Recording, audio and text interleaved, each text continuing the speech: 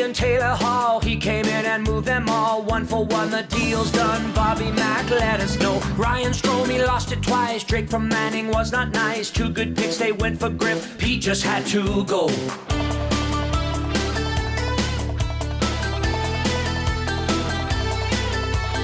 Eric Greiber buyout, what was that all about? Miko signed a 3-year deal, and my friends, that ain't no steal. Traded for Spooner, shoulda canned him sooner. Chris Russell, Lucic, no movement on their deals. Pete left a tire fire.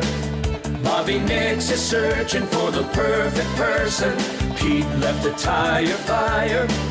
Now it's tough to do well when you're stuck in cap hell. 6:01 on the Nielsen Show, the AM Nasty back at EdmontonSportsTalk.com. Thank you very much for joining us. We are coming to you live from the Popeyes Louisiana Kitchen Studios. Thank you very much for being here this morning. You can text us anytime at 780-218-9999, 780-218-9999. That'll get you into the Paris Jewelers inbox. Canadian, family-owned, 23 locations across the country. Lieutenant Eric, are you running 2024 mock draft simulations right now? Just, it's a little something to look at. It's kind of funny, right? It's so early. Yeah, Oilers up. I got them number 1 here. You finished number 1? Macklin Celebrini, bring him in, up 2 spots here. Love that Celebrini kid. Kind of between 1 and 3 right now for the Oilers. I've run a couple. Mocks this morning. You have, hey? Tumblr. Yeah, we'll just get it going. That makes sense. Makes sense. I like that. Barry the Cheater in the Nasty Chat says, Dusty, is there caffeine milk in that mug? You know it. Got to have a little dose of caffeine milk in the morning. You had a couple of those driving up, what was it, Saturday night with, or Friday night with Suits? Friday night with my good friend. No, I did not have any lattes on the way home after that football game. It was late night. Didn't get home till like 2:30 in the morning. I went to bed early last night, though. Last night was great. I think last thing I did, what time was I? I think I was texting Maddie around 8:30-ish, 8:45. And then I put my phone down and I slept for 7.5 hours last night. Feels good. Sleep just totally rejuvenates you. It's pretty amazing. I wonder how long cavemen slept for. And probably didn't have much to do, so could have slept quite a bit. But at the same time, could you really get a comfortable sleep back in the day? Well, you grew up on a farm. I assume you're done your chores or your duties. You just kind of, what do you do for you're not on a schedule. I would play. You work when you work, and then when you're done, you just kind of. Yeah, farmers have pretty easy lives. Just kidding. I know you're all super busy. 780-218-9999 is where you can get in if you want to join us on the text line. And, of course, the Nasty Chat is always hopping as well. We got lots to get to today. How was your weekend? Hit that tailgate? Great weekend. Tailgate was great. Got to enjoy half of the game with Maddie, apparently. The other half I don't really recall. The rest of the weekend, look, the weather's nice. It was fine. Who needs football, right? Hockey's back. Who needs hockey? No, I don't know. Major League Baseball playoffs, maybe? Because really around the sporting atmosphere, when you got an international break in club soccer, which already sucked going into this weekend, you got the football, which sucked for me personally, and then you got the hockey, which, we don't need to really talk. We're not going to discuss any hockey today, What are you supposed to talk about right now? Oilers begin the season tomorrow night in Nashville. It's nice to start on the road, right? That's what you want to do. And really important to start the season on the road. Yeah. There. I think somebody already in the Nasty Chat or in the text line or whatever today was like, you know what? I'm really excited for the Oilers season to get started here. And I think everybody did well fantasy-wise in football over the weekend. There's certainly no upsets or anything else to talk about in the NFL, so it's kind of an as-is weekend, right? The Niners kicker is dead to me. I had Niners money line on a few tickets. I don't even want to go there. I was furious.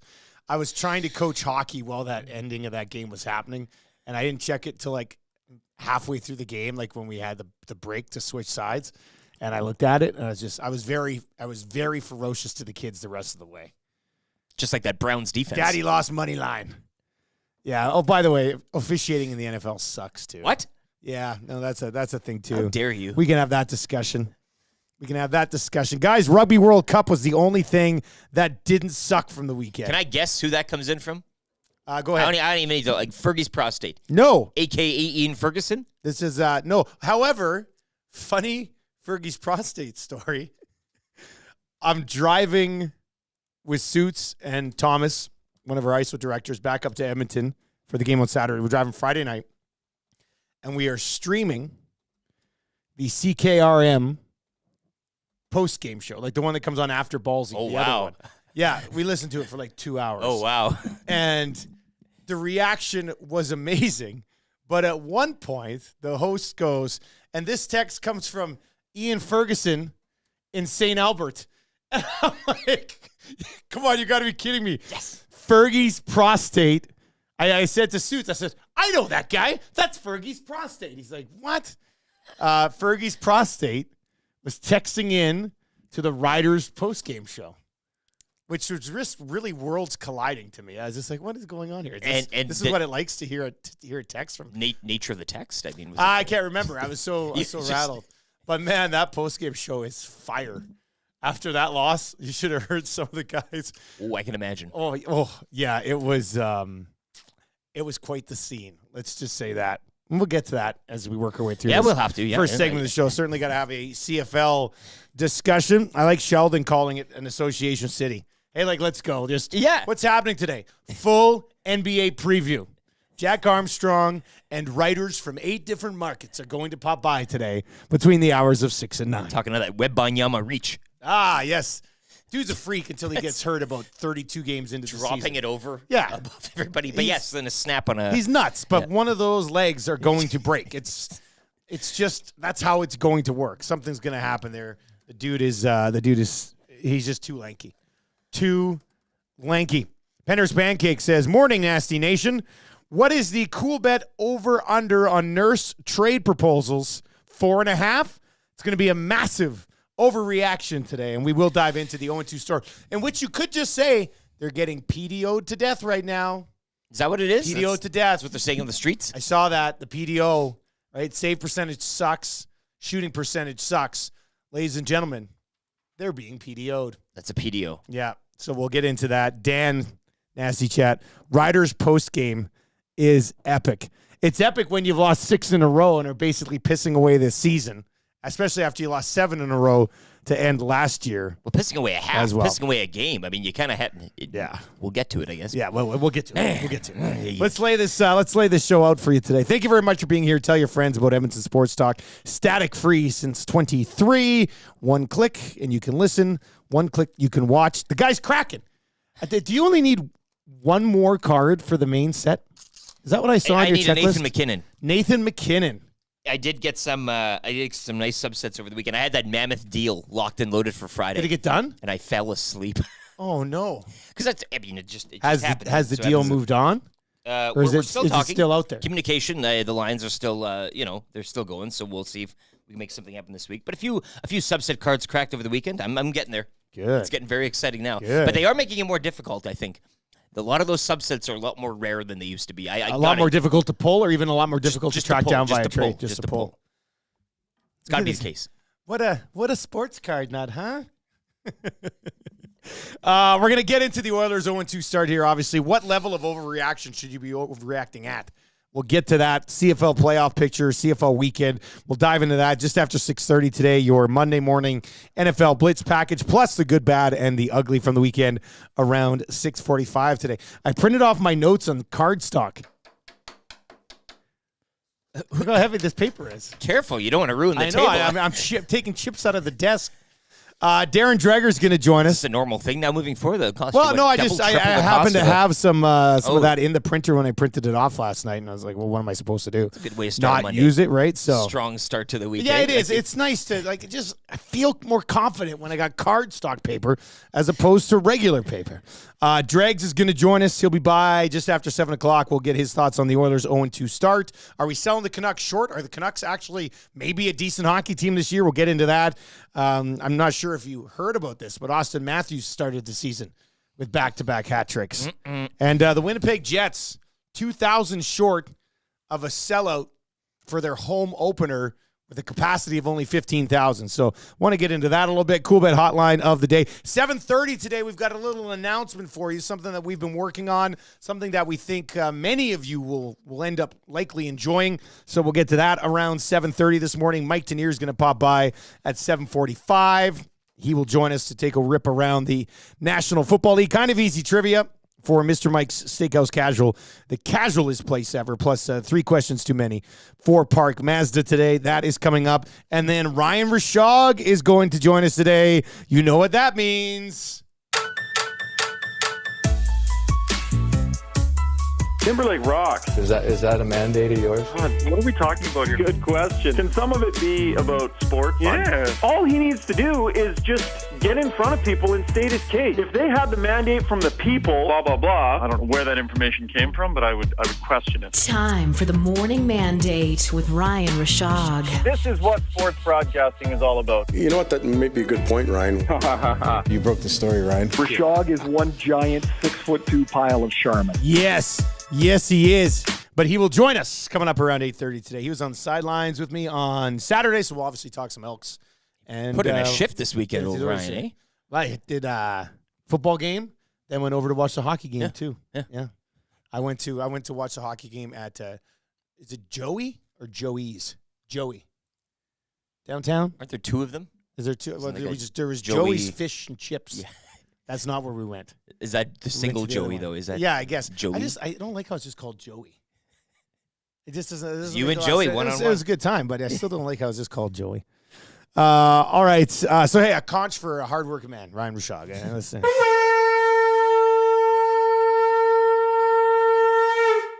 Ian, Fergie's prostate. Dusty, your calls on Friday and Saturday were superb. However, I didn't know Tupperware made ties. So he's on me. He delivered those ties. Your first appearance there, I was waiting for it. And I was a quick story. Okay, yeah. I'm in Calgary. I'm getting ready for the game. I took the tie that Fergie gave me to the game. Took it with me, and I went to put it on, and it's just too short. Like most of my ties are really long.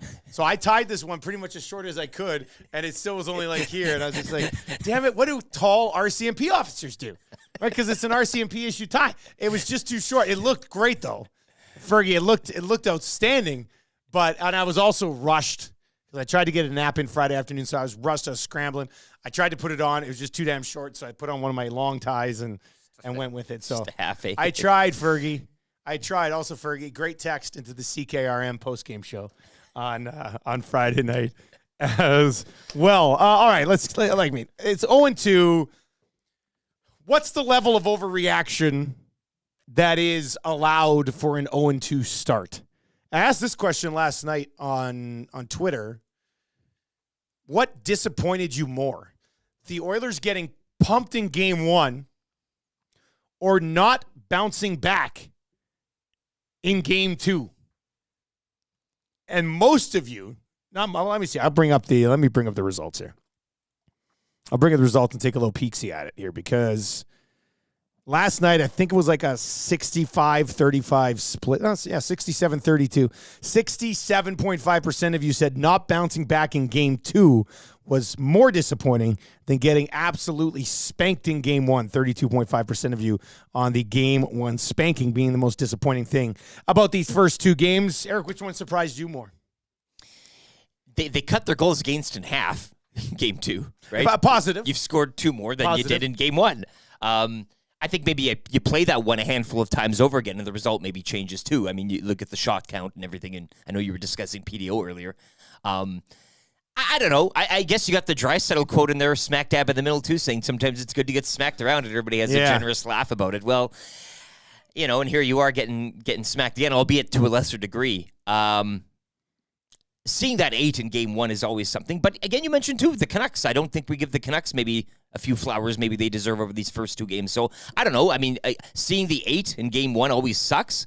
But I think your home opener coming back home, knowing what you have on your team and knowing you just gave up 8, you would have maybe expected a better response in that. But having said that, I mean, they outshot them, 2-1, 3-1 almost. Yeah. Maybe you play that one back again, but I don't know, Vancouver's a good team. They're not a great team. Pretty stunned by both. Yeah, stunned by both. And they each tell their own tale, but losing your season opener. Yeah, okay, that's going to happen. Getting pumped in it, yeah, it's disappointing. But to me, the fact that they couldn't bounce back with a win in the following game was probably more surprising and probably more disappointing. Like if they have a 4-3 win, scoring late to win it, Doesn't really matter stylistically. You win the game. You needed to get that W, whichever way you take it. It didn't matter how you got. You could have got outshot 4-1, and you still get that W. Late, whatever. Then it's all. People are still going to be happy with it. You got the win. Everything's fine. They didn't. They allowed a 2-0 in a National Hockey League game. Like, that just shouldn't happen. Darnell Nurse. I know. Last year he said he gets blamed for everything, including traffic on Stony Plain Road and all of that stuff. But how in the world, when you see 4 of your teammates in front of you, why are you also tempted to possibly join the rush and allow a 2-0 the other way? Like, that's just boneheaded thinking. That's just horrible game processing. And it has nothing to do with what he gets paid. No, it doesn't. A guy making that decision, making $1.25 million, you would still be critical of. Yeah. Like, how a National Hockey League team gives up a 2-0 from basically center ice in is just unexplainable. It's undefendable, and it's complete trash that should never happen. So it has been a rough start for Darnell Nurse through these first 2 games. Played him with Bouchard, didn't look good. Played him with Cece, didn't look good. Gager and Cass was texting with those boys during the game on Saturday, and Gager made some good points. He goes, Ekholm can't push properly the one way. Like, they're thinking Ekholm probably shouldn't be playing just yet. Probably don't want to be grinding that out, because the last thing you want is for this thing to actually drag on a little bit into the season. But I mean, we'll see how it played. Like, Evander Kane, one big hit. Pretty much haven't heard anything from him. Like, the rest of the season so far. They have 1 goal in their first 2 games at even strength. But I think they're going to roll in the next 2 games. Yeah, I don't know. I don't know if that's like Homer Edmonton take, but they get Nashville and Philly. They usually do pretty well against Nashville. With Draisaitl's the Nashville killer. And then Philly's awful. Philly are going for that number 1 almost, arguably this season. You should be able to win the next 2 games. But I'm also, we also said, you could take both from the Canucks. And they didn't. Now, Casey DeSmith was very good on Saturday night. Give the other team credit. I thought the Canucks were physical again. Give their goaltending credit. And like I said right off the top, you can make a case that they've just been PDO'd to death in the first, not the first game, second game. Second game they had their chances. They did play better, but they didn't come up with the victory. Rob the Plumber's in and says, morning, boys. I'm surprised nobody is giving DeSmith any credit for standing on his head. It's still early. Let's go, Oilers. Pat in the county says, Dusty, I'm not mad. I'm just disappointed. The results on Saturday is exactly what I was dreading. They played better, but ultimately they have 0 points. And then Library Pat follows it up with, is tomorrow a must win? No, I know you're joking. I hope you're joking. I think you're joking. But of course, game 3 on an 82-game schedule, would not be a must win. Kind of for us. I mean, we are doing a bit of entertaining. It would be nice to kind of, get that. Yeah. Is here doing Client his thing. mixer. Client mixer on Tuesday night. Nice to have a little something positive to kind of. If the Oilers could please step up and destroy the Preds, well, we're having all of our clients here at the office to watch it with us. For us. That would be great. That'd be outstanding. Guys, what was Fogle doing on that shot/pass to start the 2-0? Also, the Oilers dominated that game. That's in from Tails today. You know what? Fair question on Fogle, but at the same time, somebody got to be back there. Like, a person who is designated as a defender must have a priority thinking process of defending. And in some cases, that hasn't worked out just far. Pender's Pancakes is in a side note. Both the Jets and Flames had 1,500 to 2,000 empty seats for their home opener. I'd heard that about the Jets. Were the Flames not sold out for their home opener? I didn't see that. Calgary had 1,500 empty seats for the home opener? Nobody told them hockey is back. I guess. I mean, maybe not enough people are using that saying down there. Hockey's back. Got to be ready. That's kind of surprising and disappointing. 780-218-9999. That is the Paris Jewelers inbox. And, of course, one of you will end up winning the text of the day, which is a gift certificate to our wonderful partners at A&W. Try the new Chicken Cruncher sandwiches today at all A&W locations. Most drive-thrus are open 24 hours a day. So if you want a Chicken Cruncher sandwich at 3:30 in the morning, by golly, you can get it. They're waiting for you. All right, let's get to this text. The Stampeders or Riders didn't deserve to win that game. Cringeworthy from both sides. Still tough to expect your team to lose rather than win after so many years of success. But my Stamps will take the win this time. I still don't expect them to make the playoffs. That went in from Jay-Z this morning. Let's use this to transition over to the Canadian Football League. First of all, how was the tailgate? Tailgate was good? Tailgate's great. Again, last one of the season, they awarded the Chili Cook-Off winner this week as well. I believe Stall 2 was the congrats was the to winning Stall stall. No, good. Great day for a football game. That win could have went to hell, but other than that, nice sunny, crisp fall day. And, good tailgate. Good pre-gaming. Part of the game was actually pretty good, too, and then you get to the end. And I actually post-gamed. I post-game tailgate. Look at you. I was waiting for a few of the guys on the crew after the game, and Haraxi comes out, and he goes, "Hey, you want to come to the truck for a beer?" I was like, "Yes, I guess I can." Sure. The game's over. I'm not working anymore. So I went and had a beer with Jerry after the game and kind of talked about it a little bit. I don't know how you can go from looking so good to start that game. Like, walking through the Montreal defense like a hot knife through butter. Like, that's what they were cruising. Up 21-3 at one point. And then the Alouettes score 32 unanswered to come back and win that football game. I know you basically blacked out for the second half, but it was such a good start. I don't know, like, Trey Ford was automatic early on. They had Kevin Brown going early on. And even the defense was playing good for the first quarter and a half. And then it just fell apart. It kind of encapsulated the Elks season. At times, they've looked really good.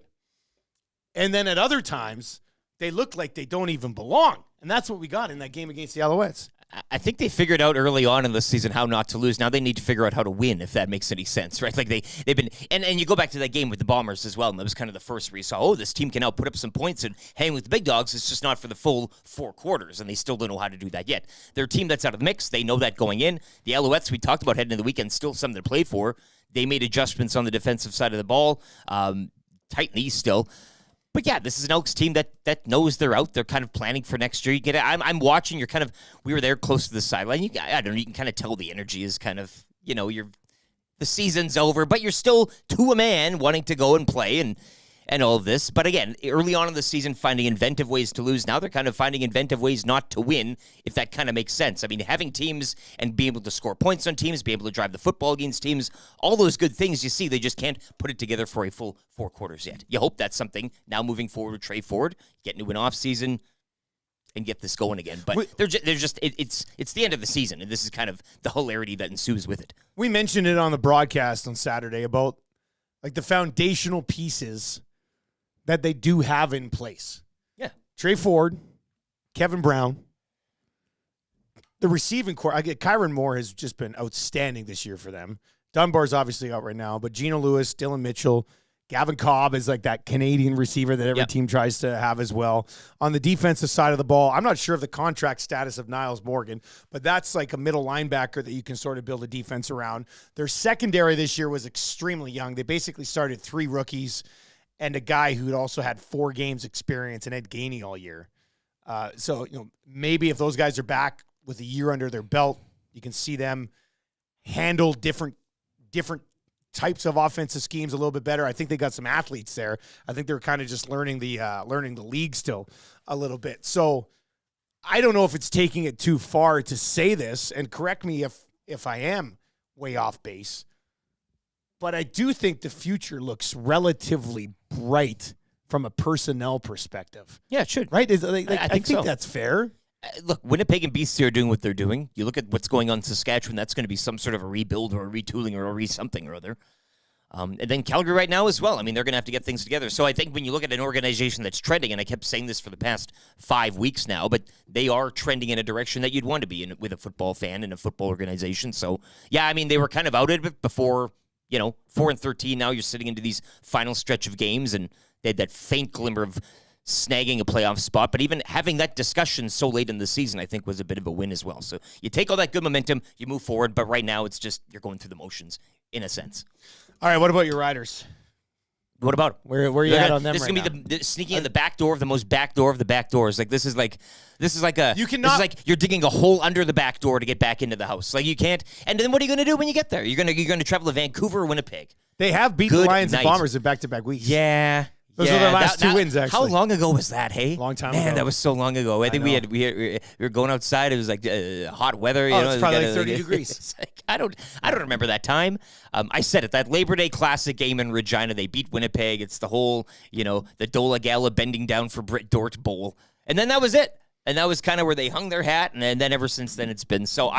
Calgary, it's going to be tough for them to win out. Hey, like that's going to be a Calgary's in it, but the Riders get the Argos. yeah. Right? Calgary visits BC, And then gets Winnipeg. With likely nothing to play for Winnipeg in the final game of the True, year. but still. But they only need to win one. Yep. If the Riders lose to the If they lose to the Argos. if they lose to the Argos. So. I mean, neither of these teams making it in, I don't give too much hope for. There's but the Riders are stamps. you don't always want to miss out to justify whatever Changes you firings need need to to make. happen. Like Well, I that. saw somebody in the nasty chat say both Dickinson boys looking for work.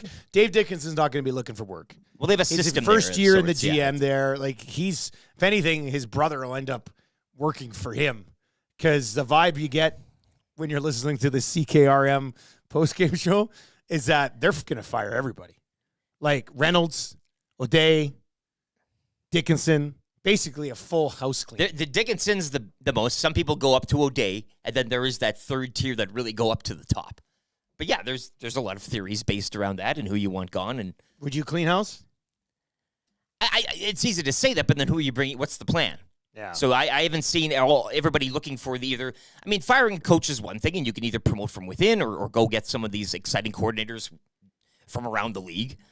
But then if you're talking GM coach, I mean, you're hiring the GM, he's going to bring in the coach that he deems fit. So then if you're talking about, you're going up to Prez, I mean, then what are we doing? Like, I've yet to see a project fall in my lap and say, hey, this will be good. This is the one to take it. So it's easy to think those things and want those things, but where are we going? Where are you taking me? That's the other question. It's weird because I get some very much Oilers a few years ago vibes when I hear people talk about the Riders and that.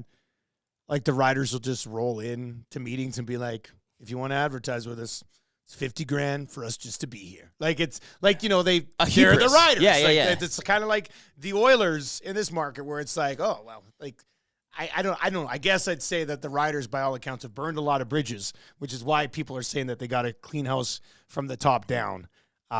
It goes beyond the play on the field. Yeah. For some. Yeah, I would think so. Plus, finishing 2 years in a row 0-7 is just a disastrous look. Last year they were 0-7. This year they're 0-6 in their last 6 with one game left. They could finish back-to-back seasons 0-7 down the stretch, which is not a good Or they could make it to the Grey Cup like the 1997 Jim Daly. I don't. It happens, right? And then it awards a fresh contract for somebody or something like this. If Dickinson was going to keep his job, they would have to win the Grey Cup. I think even if they went to the Grey Cup and lost, that would probably still be. And Craig's such a nice guy. People would still have a sour taste in their mouth. And you would get gazumped by the Argonauts. How about Mr. Lean's play over the weekend? University of Alberta. Lean back there, Golden Maddie. Bears! Put your tongue in your cheek and give it a Was nice that not lean like back. a walk-off field goal? My goodness, that must have been quite the scene. They get by the Huskies for the second time this season. First place in the Canada West. Ladies and gentlemen, the University of Alberta Golden Bears are a national contender. They are a contender for a national championship. 33-yard game winner from Jonathan Giustini, a 65-yard drive in the final minute to win 23-20. Congratulations to Chris Morris and his crew over there. Let's get to a sports update from Lieutenant Eric. We'll come back, dive into a quick rip around the National Football League and our good, bad, and ugly from the weekend still to come here before 7 o'clock.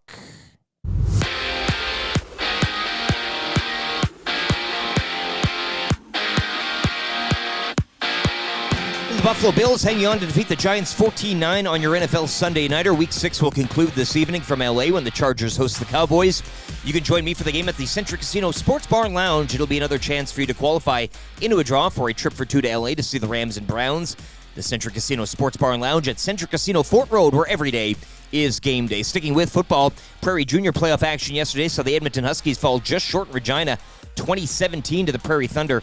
Regina advanced to face the Saskatoon Hilltops, who destroyed the Calgary Colts 53-2. MLB postseason action, Rangers taking Game 1 of the ALCS 2-0 over the Astros.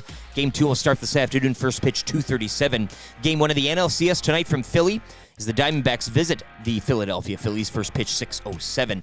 NHL from yesterday, just a pair of games. Ducks double up the Hurricanes 6-3. Senators top Tampa 5-2. Oilers still in search of win number 1 through 2 games, head out on the road for a pair this week. Tomorrow in Nashville and Thursday in Philadelphia. 5 games dot the schedule later tonight. And the Oil Kings dropping at home to the Rebels 5-2 yesterday. Those two clubs will go at it again from Rogers Place tomorrow night.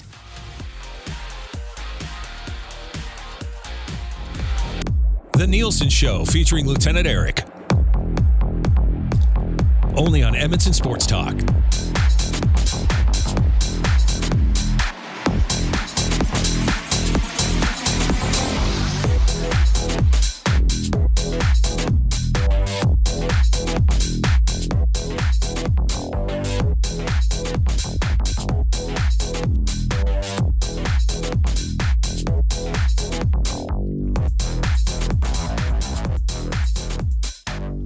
All right, Nielsen's Show uninterrupted rolls on. Darren Dreger coming up in about 30 minutes' time. We got lots to get to with Dregs as we take a look around the National Hockey League and the Edmonton Oilers with an 0-2 start to the year. This text out of Saskatchewan this morning, 780-218-9999. Ryan from SK, morning, guys. I have an issue with ice time deployment up front. They need to get more guys in the mix if they want to win the playoffs. Third-line guys need to play more than 10 minutes. Fourth-line guys need to play more than 5 minutes. I get they have 7 power plays, but those bottom 6 guys need to be more involved 5-on-5. This isn't the NBA. Woo. Oh, I like that. That hits, doesn't it? The NHL to the NBA. It certainly isn't the NBA. I didn't think we'd get an NBA reference today. Yeah. But well, here we go. It's Association City, right? I do like seeing it. 780-218-9999. Guys, I've got a 29.5-point lead against Eckler and the Dallas D tonight. I need a dub in fantasy. That could be tight. Good news if Eckler has a huge night, that hurts the Dallas D, so you might be okay in that situation. Let's take a quick rip around the National Football League yesterday. Started in the morning. Ravens got by the Titans overseas 24-16. Commanders get by the Falcons 24-16 as well. Vikings beat the Bears 19-13. The power of creed compels you. Huh? Bengals at home getting by the Seahawks. A little bit of a lower scoring game than I was expecting there, but the Bengals get by the Seahawks 17-13. The Cleveland Browns beating the 49ers. The 49ers losing Christian McCaffrey in this game. He left, he came back, he left again. We'll continue to monitor that situation. That's going to impact a lot of you in fantasy. I know somebody who missed, I think they texted in like before we even started today, that was like, guys, can we have a moment of silence for all of my fantasy teams this past weekend? So the Browns beat the Niners, hand the Niners the very first loss. Niners did have a 41-yard field goal to win this game, and they missed it. The Dolphins were down 14-0 to the Carolina Panthers, end up storming back, outscoring them 42-7 the rest of the way. 3 touchdowns for Tua. Huge day for Mostert, which was tough because I was going up against Mostert in fantasy. With Matty Iwanek, he had Mostert and destroyed me this week. I'm falling to 1-5 in that league, and it might be time to tear it down. Pull the trigger. The good news is that it's a 1-5 team, but I do have a number of pieces that I could trade away for pretty good value. So it's not like it's a 1-5 team with a bunch of nobodies. Garbage, yeah. It's just a 1-5 team that's like, I don't know, just not hitting. A couple guys injured. It's disappointing. So be sending out the kind of the I sent out looky what I have for you. actually, fantasy owners it's funny you of the bring that league. up because I added that clip to the vault today. Looky. Oh my what gosh. I got for you. Yes, It's sales season. that is me to the entire Rusty Truck Fantasy Football League this week. Everyone must go. Looky. Oh my what I gosh. got for you. Looky at what I got. Oh my gosh. For you. Oh, my gosh. Anyway, the Dolphins double up the Panthers 42-21. The Jags go to 4-2 on the year. Pretty convincing victory over the Colts, 37-20. Gardner Minshew, the second, first of his name, touchdown and 3 interceptions in that game. The Texans improved to 500, 3-3 on the year, getting by the Saints 20-13. The Raiders hand Bill Belichick another loss, 21-17. Did you see at the end of the game? He threw his tablet. Bill Belichick is frustrated. He's also probably too old to properly work a tablet. The Rams get by the Cardinals 26-9. Arizona with nothing going in that game. Jets beat the Eagles. Couple of almost 3 huge upsets with the Bills being in tough yesterday as well. But the Jets, with Aaron Rodgers throwing pregame on the field, just 5 weeks after having Achilles surgery. He's sticking around. He wants to get back in there. Jalen Hurts, tough day for him as well, fantasy-wise. 3 interceptions. 3 picks. 3 interceptions for Jalen Hurts. You don't say that very often. He had a rushing TD and another TD through the air. But the Jets beat the Eagles 20-14 to improve to 3-3 on the year. The Detroit Lions might be the best team in the entire league. They get by the Bucks 20-6 and go to 5-1, 3-0 on the road. And I am actually falling in love with Jared Goff. I loved Stafford. I didn't think anybody could ever replace Stafford in my heart. But I really like Jared You've Goff. won 4 in a row. The division's yours. I was saying when the season started, it's your conference to lose. Well, with what's happening with the Eagles and the Niners, who knows? They're a lovable team. But Detroit, For a neutral to kind of hang on to. 20-6. And then the Bills shut out for the first 3 quarters by the Giants. A couple of touchdowns in the fourth. End up winning this football game. Any thoughts as a Bills fan on this one? A win's a win? Another injury, and you take it as it comes, right? It's I don't know. This is a weird team. You just got to keep exactly win's a win. Kind of like the point I was going with the Oilers. I mean, you could have played however you wanted Saturday. You just need to get that dub, and they got the dub, albeit another injury to a key player, and you move on. But in the AFC, just pick up the wins, pick up the wins, get to where you need to go. And yesterday's news. I don't even. This game is so far back in the rearview mirror now. Giants, we throttled them. It was great, just how it should have been. Pick up a big win. Get a dub. Get a big whatever. Move on. I don't Move care on. anymore. Yeah. Nobody cares at that point. Shoddy reffing and the Browns have a defense. Flush the turd. That's flush. That's from a Niners fan, obviously, who just wants to move past it. Move past it this morning. So one more game tonight. Where are you going to be tonight, buddy? Centric Casino Sports Bar and Lounge, Centric Casino Fort Road. The tantalizing little test tonight, too, for the Cowboys to come back, right? And Cowboys-Chargers, of course, from L.A. That'll be the game. I'm looking forward to this one. Good primetime action.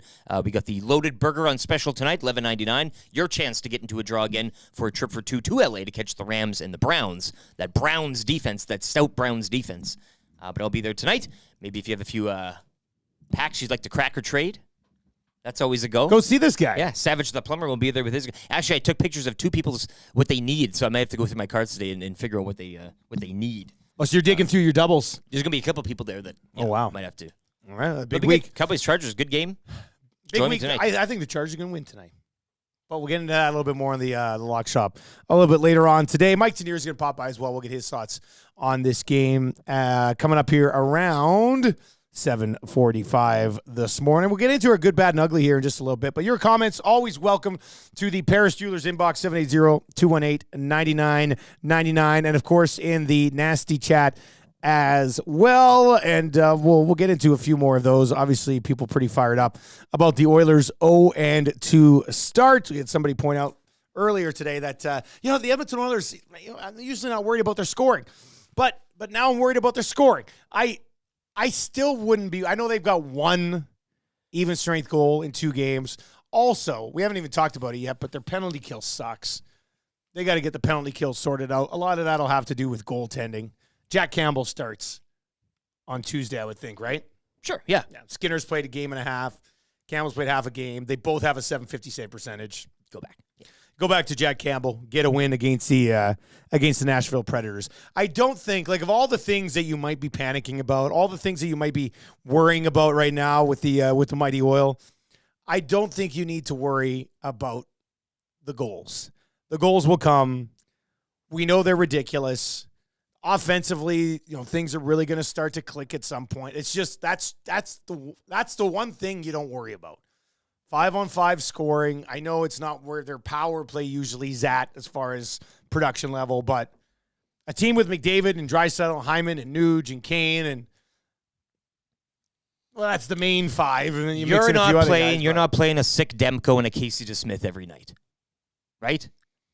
No, I mean, but you're going to play some pretty good goaltenders along the way. I know. You just, I know we sit here. I'm sure you could have painted the picture on Saturday that they got goal lead. We like to say that when they don't win games and they get lots of shots, right? It's always like, not lack of finish. They just got goal lead. You could probably make a little bit of a case for that on Saturday. But I would not worry. That's like the one thing I would not worry about. It shouldn't be a concern. They are going to, they're going to do okay. Vancouver Dave is in and says, Canucks PP always does well against the Oilers. Or does the Oilers penalty kill always suck against the Canucks? Like there's 2 ways Sure. that you can look at this, right? 1 for 3. Pretty good. Pretty bad. Yeah, but well, either way. I mean, either way you can look at it, right? Like Celsass Jason is in and says 750, 750, yeah, 750. Yeah. That'll get better too. Boys, love the show. Congrats. Don't worry about the PK. Coach Clean Cheeks will dress Desharnais the Wicked, and everything will be okay. Well. Yeah, like what do you like more? Them rolling out 7D or having Adam Ernie in the lineup? I mean, your group of penalty killing defensemen, you kind of need Desharnais slotted in there, I think. Really, I mean, if we're going to go on about how much the PK sucks. Yeah, I mean the one thing now, he has his warts in his game still too. By no means is he Zdeno Chara coming out of the lineup in this situation, but yeah, we'll see. I think he'd probably slot back in. Oilers power play goes 2 for 7 in that game on Saturday. Canucks power play goes 1 for 3. So they had their opportunities. And that's why when they play, have 7 power plays and nobody else really gets a sniff of power play time outside of the top 5 guys. Hyman, almost 24 minutes in this game. Draisaitl, 25 and a half minutes in this game. Kane had 20 minutes. Nuge had 23 and a half minutes. Connor McDavid had over 26 minutes in this game. If you look at the rest of their forward group, Derek Ryan played less than 6 minutes. Janmark played less than 8 minutes. Ernie played just over 6 minutes. Holloway got 10 minutes. Fogle got 10 minutes. It's tough for those guys, and I know it's their job. Like they have to be engaged whenever they get the opportunity to be on the ice. But when you're sitting on the bench for 50 minutes or more of a hockey game, that's a tale of 2 teams. Yeah, this might be tough. Fireman Trev says you can have 100 shots, not many were quality shots and saves. Lots of garbage throwing pucks just at the net in all of those situations. So I don't know. It's weird because part of you can say, this kind of looks like last year's team, but last year's team was a really, really good hockey team that had a chance to win the Stanley Cup. Had some flaws, obviously, in that series against Vegas. But can they get past? Can they be better in the spring this year than they were last year?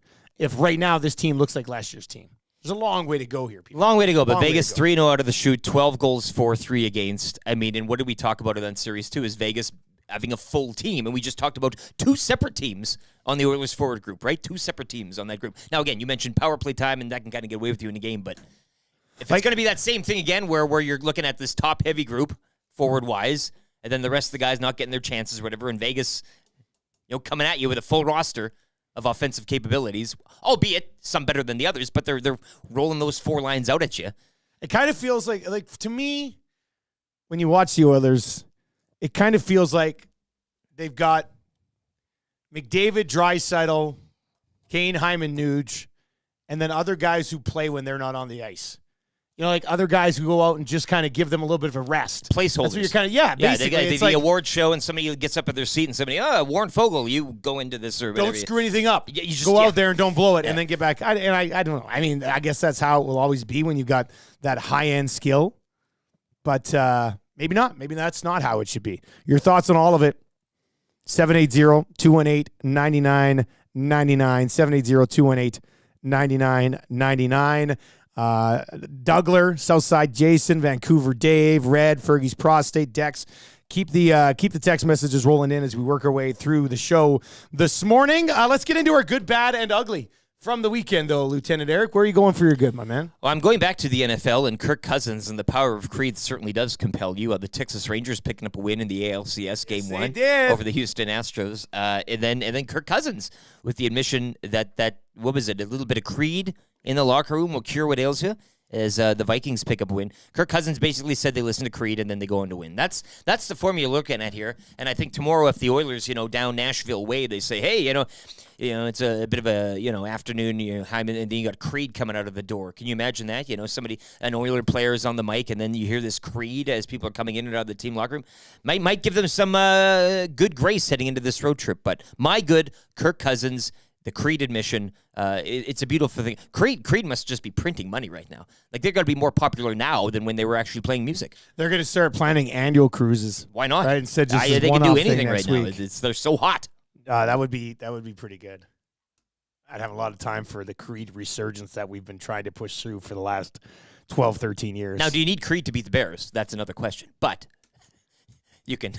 Probably not. You can say that it was, it's... Probably not. But with the way the Viking season is you gone... You just got to take it. I think you got to... It's a good story. That. Great story. My good, and, I wish it wouldn't have been at the same time as the Elks game. And we talked about it a little bit on Friday. Yeah. It would have been great to have been there to watch the University of Alberta Golden Bears beat the Huskies. And Majot was calling this one, right? I'll have to track down Majot's game-winning field goal call. But the University of Alberta Golden Bears have now beaten the Huskies twice this season. Our first in Canada West. And as a guy who called loss after loss after loss after loss, I think I went 3 full seasons without calling a win. It's unbelievable to see the Golden Bears football team in this spot. Now, they had Ed Olnicki when they had Crichton a few years back on an okay team. But they've got legit Heck Crichton candidates. They are top spot in their conference. And it's not an overstatement to say that they are a national championship contender. And, it might be one of those things, I don't know how it works with university ball, like, got to win, got to lose, in a big playoff game before you learn how to win, all those types of theories. But considering the heat we used to see on the old show, like we'd have Chris Morris on and people texting me like, how's this guy still running the Golden Bears? Oh, yeah. Like, how's this? It must feel so good for that organization right now. I absolutely love to see this. University of Manitoba on the road Friday. There'll be a 6 o'clock kickoff for Winnipeg. The Golden Bears will return home to host UBC October 28th. That's a Saturday afternoon, 1 o'clock. That'll round out the regular season schedule. So October 28th, the next chance to see them live here at home prior to the Canada West semifinals. So that'd be a weather game. Yeah, could be a weather game. This is the best time to watch, like the university football right now in this late October, early November type of thing. But good on them, good on the program. And you mentioned tough slogging for Chris Morris, and we saw the texts. You had him on. He answered the tough questions, and he's got to be loving where they are right now. This text out of Winnipeg this morning. Hey, Dusty, do you have Hustler's sketchy meat connection? Dave in Winnipeg, thanks. Oh, needs a guy, hey? I don't know if Huss has got his hands on that, or have he's tried to eat that hot meat yet that they picked up when I was out there. He probably has a number, though. 1 call, 2 calls, maybe. Huss pretty much has a connection for any type of sketchy thing you need anywhere in Winnipeg. What's your bad from the weekend? The bad will be the Stampeders Riders game. No, again, I'm a fan. I'm a supporter, so I do go through the slog. I go through the muck. You got to kind of put on the hazardous gear sometimes, the hazmat suit, and watch your team slug it out against another team that clearly both don't want any part of winning. So that was terrible. It was a bad night. It was a bad game to watch and a bad ending for myself. The turnovers, just the lack of any sort of give a damn. I just don't really get that. So, yeah, it's bad. And when you're losing so many, and again, I said it too, when the Riders beat the Bombers in that Labor Day, like that was the one. The streamers were flying down, the fireworks were getting shot up, and everybody was like, oh Ballsy my God, was tweeting out they're the best team in the league. And as he should. Everybody was having their time, and that was great. But, at that point, it was all over from there on. So, yeah, it was a bad game between the Stamps and the Riders, and one I wish I could get that time back. The Riders thing is kind of interesting because Jamal Morrow's an excellent running back. I know you were talking last week. I mentioned it on the broadcast a bit. I said I got some Riders fans who are like, oh, surprising. You give the ball to Jamal Morrow, and you start to have some success offensively. Morrow's good. Emilus has had a huge year. Sean Bain Jr.'s had a big year. I don't know what's going on with Tevin Jones because he's on pace for 1,000 yards, and they basically haven't played him the last 2 games. I think with that quarterback injury, too, certain – I mean, I know Bain was trucking early on. Then he kind of got a little cold. Now he's coming back. He's been good lately, though. Yeah, lately, yeah. But I think that really threw a – wrench, obviously, as it does when your starting quarterback goes down into kind of your distribution. I'll throw a wrench at you right now. You can dodge a wrench. Yeah, you can dodge a ball. I got one in the nasty chat now. Hey, you see I saw that. I saw at the beginning today. You said wrench tree. I'm going to throw a wrench at Lieutenant Eric. Looky. Oh, my what I gosh. got for you. They get into the playoffs. Trevor Harris starts playoff game. Oh, come on. Well, it's a wrench. Yeah. Right? What'd you expect? No, I mean, I don't know. I don't even know if I want to see that. It's one of those things where, you'd rather save him for next year? Yeah, well, I didn't even know if there's an, like... I think there's a next year for What is Trevor he, 45? Oh, Trevor Harris isn't 45. I know, but you know what I'm saying? Like, it just... If you want to go somewhere and you want to do something new, then go there and stop. Yeah, but who are you going to go? Trevor Harris, I think, would be their best option. And I was saying earlier, I want to... It's one thing to just say move on, but I need to hear another plan. Trevor Harris is a good option right now, but it's not like when he went out, that offense was putting up, and he can do it himself sometimes, but the offense still wasn't beating you outright game in, game out. They had a real good defense and an offense that could control the ball and move the ball a bit. Once you took that out of the equation, it was all over. The turnovers, now the defense doesn't care, nobody cares. I had a couple options for bad. One of them was going to be back-to-back finishes like this for the Riders. I mean, it's kind of gross what you're seeing there after going 0-7 down the stretch last year. Now, winless since Labor Day again this year. I am going to go, probably you should get into this with Huss, but to figure it out. We'll discuss the Dregs. But, Howard, the Winnipeg Jets home opener is 2,000 short of a capacity, which is just over 15,000. It had less than 14,000 there. And, if this was to happen in the Canadian Football League, everybody would be freaking out saying the league's dying. Oh, my God. Meanwhile, in Winnipeg... Bombers had a bye week. Yeah, Bombers are on a bye week. IG Field will pack 31,000 in there for basically every single game. How are the Winnipeg Jets not even getting 14,000 for their home opener? They can't possibly be that devastated that they traded away Pierre-Luc Dubois. Well, you had the Hellebuck you had the bump, right? The contract bump. That was supposed to be oh my God. And you kind of, hey, and that at least, whether you thought the Jets were cup favorite or whatever you want to say, but that gives you a little bit of good momentum. But for the home opener, you can't roll out a sellout at 15,000? Well, based off that news, they've done a little something for you. Can you not then show a little, right? There must be some sort of business fan disconnect with ownership in Winnipeg, too. Because why else would you not be there? The Jets aren't a bad team. They're not bad. In fact, it was a really thrilling hockey game. I don't understand how you're not selling out 15,000 in Winnipeg for a Jets team that should be able to push somewhat. They were the best team in the league early January last year, weren't they? Or at least in the West. I think they were first. Yeah, not Boston, obviously, would have been wrong. But I think they were first in the West or darn close to it. They were doing things they weren't supposed to be doing, yeah. Yeah, and I don't get it. They'll put twice as many people into IG Field for a football game. So it's not like Winnipeg is a brutal sports community. They're a great sports community. But why is there only 13,000 people there for the home opener? Anybody from Winnipeg? Let me know. Let's go. I know there's people from Winnipeg listening. How about that guy who was just asking about that meat? 780-218-9999. Looney Len says, have you seen NHL ticket prices? Yeah, I mean, that could maybe. Maddie, is that what you were going to get to? Maybe instead of looking at the fans, we need to look at ownership in sports nowadays and go, why aren't people coming to these games? Putting it on all ownerships everywhere. I like that. Well, just overall, prices are going up. We've gone to a point where things cost a lot more money nowadays. Cost of living has gone up. There's a lot of more expenses people are having to shill out for various things, including groceries, including heating, all of that. And if your season ticket prices are also going to go up, well, people are going to sit there. They might not have that money. So you're saying support the CFL because it's cheaper. Well, there's a difference. The CFL's not charging, NHL prices. So and concessions and stuff. When I see a Winnipeg tickets to a CFL game for the price, it's of not just the But ticket. you You go get to season enjoy tickets yourself. to the Elks, Yeah. for one game with the Oilers,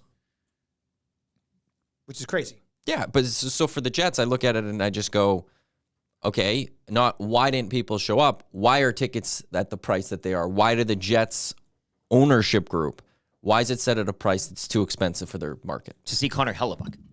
Like if this market had Connor Hellebuck. Well, somebody else told me that fans there don't like Mark Scheifele anymore. Ooh. And you just committed to Scheifele for a long term. Here's this deal, new toy. Don't like it. Yeah, darn. well, I don't know. I'm threw just away the hearing receipt. Dean. Yeah, Dean's well. a big Winnipeg guy. He says their season ticket base really dropped off post COVID. The decline of the fan base has been eroding for a few years. It was like this last season too. Fireman Trev says $14 beers say it all. Look, it's not. You guys, you're all right. I mean, it's true. Like, we love sports. But let's be honest. These organizations are completely hosing all of us. They really are. It's a business. I mean, you want to be a fan, and they know that you want to be a fan, so they know that you'll pay $14 for a beer, $20 for a cheeseburger and a pop. It's frustrating. I'm okay with concession prices being higher if ticket prices are lower. That's a choice you make. Now, that would be great. If you're there's a couple places. If you want to get a burger. Yeah, there's a couple places in town that I feel like I get in for a relatively good price. I feel like the concessions may be a little bit higher than it could be, but I'm there. So if I'm going to drink something or eat something, okay, I'm there already, whatever. I also didn't pay that much to get in. If I'm shilling out, 80, 90, $100 to get in, I'm going to be a lot more, I'm good. I'm not going to spend the extra money here. I'll eat beforehand. Or Load up at the Costco. If you don't want to drink, in Vancouver.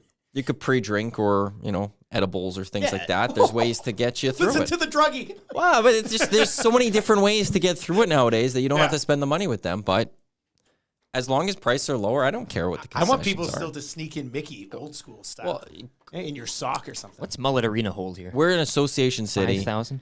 I was at a Suns game this past year. We got in for a decent price. Concessions were outrageous. Yeah. But we got in for like $30. Sit up top for like baseball, absolutely. And so then it's going to cost me more for concession, whatever. Yeah. I have extra cash to spend on that because I didn't spend as much to get in. But if you're going to, it's concerts too. Concerts are really expensive these days. I said this throughout COVID on the prior station. I was very interested to see how pricing of tickets would be post-COVID. And to see how they've just gone up has really surprised me. Trying to get that money back still, I would guess. Let's see here. MBHA Ball Hockey, Manitoba Ball Hockey Association. That gets me excited. I love ball hockey. And they said they love the show. This is great. There was a huge narrative around here during the summer that this team was heading downward, hence the little crowd. Yeah, but don't you want to go give them a little bit of an oomph? Like, get behind them to start the year? You want to support the team, I said, right? if the prices are just too damn expensive, that's on the organization. Then that's the flip side to me. Is you want to get that oomph. Why doesn't the ownership group make it easier for those fans to come out and give them that oomph? Yeah, no, it's a good point. What was it like with the Riders? Didn't they announce a 25% season ticket increase? And there's a bunch of backlash. They took it back and they right dropped away. it down to 2%. But you're still relying on the point you made earlier about That's really your bad too. But you're relying on this tone deaf appearance in the community where you just think, hey, we're the you'll give us whatever we want. As soon as we ring the bell, you're going to come running with your wallet and many people do. Oh, That's why they do it, some do here, some but when most then aren't, then you got to be like, oh boy, things are changing here, and we need to get off our high horse. All right, let's get to our uglies, and then Dregs is going to join us after a sports rewind for Universal Rewind. Your ugly from the weekend. I'm going to go with the Oilers. Yeah, just because of, and I mean, it's not stylistically ugly. I mean, it was a.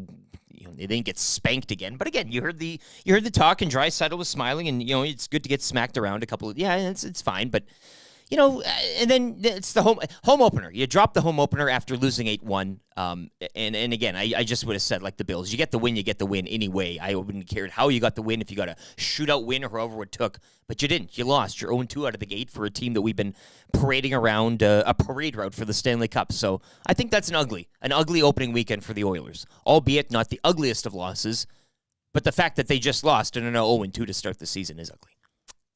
My ugly will be this. Reed Wilkins texted me yesterday. We love Reed.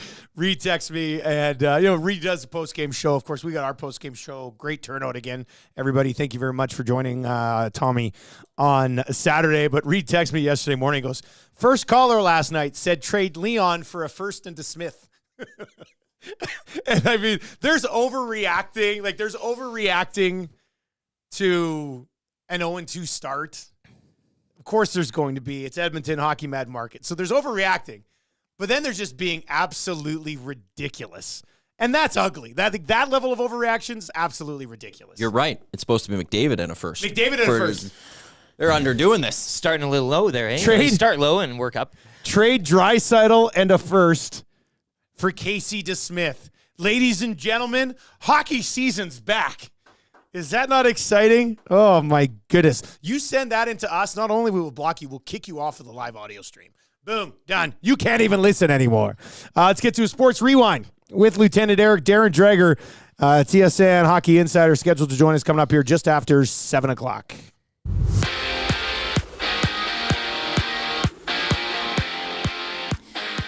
Week 6 of the NFL will conclude tonight from LA when the Chargers host the Cowboys. You can join me for the game at the Century Casino Sports Bar and Lounge, Century Casino Fort Road. It'll be another chance for you to qualify into a draw for a trip for 2 to LA to catch the Rams and the Browns. Sunday nighter last night, so the Bills hang on to defeat the Giants 14-9. Sticking with football, Prairie Junior action yesterday, so the Edmonton Huskies fall just short in their playoff game with Regina 2017. The Prairie Thunder take it. Regina advanced to take on the Saskatoon Hilltops, who destroyed the Colts 53-2.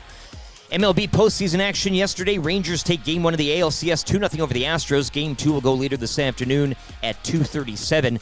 Game 1 of the NLCS tonight from Philadelphia as the Diamondbacks visit the Phillies. First pitch, 6:07. Just a pair of games around the NHL yesterday. Senators top Tampa 5-2. Ducks double up the Hurricanes 6-3. Oilers still looking for win number 1 of the season through 2 games. They'll head out on the road for a pair this week. They're in Nashville tomorrow and Thursday in Philadelphia. 5 games dot the league tonight. Oil Kings drop one at home to the Rebels 5-2 yesterday. Those 2 teams will go at it again from Rogers Place tomorrow night. This Sports Rewind brought to you by Universal Rewind, industrial electric motor sales and service, servicing many industries we rely on daily, from agriculture and aggregates to food processing and industrial manufacturing. Choose expertise, experience, quality. Choose Universal Rewind. The Nielsen Show featuring Lieutenant Eric. Only on Edmonton Sports Talk.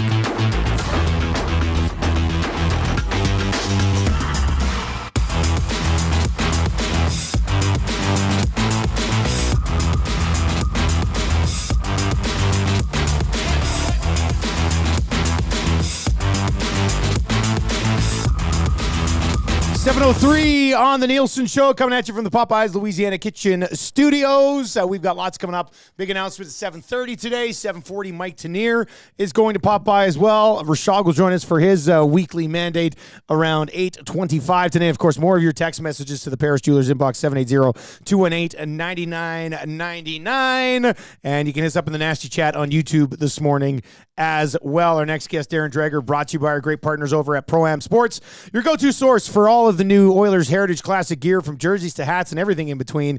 They've got you covered. Visit them in store, St. Albert Trail, 1 block north of Yellowhead, or online at proamsports.ca. Good morning, Dregs. How you doing, man?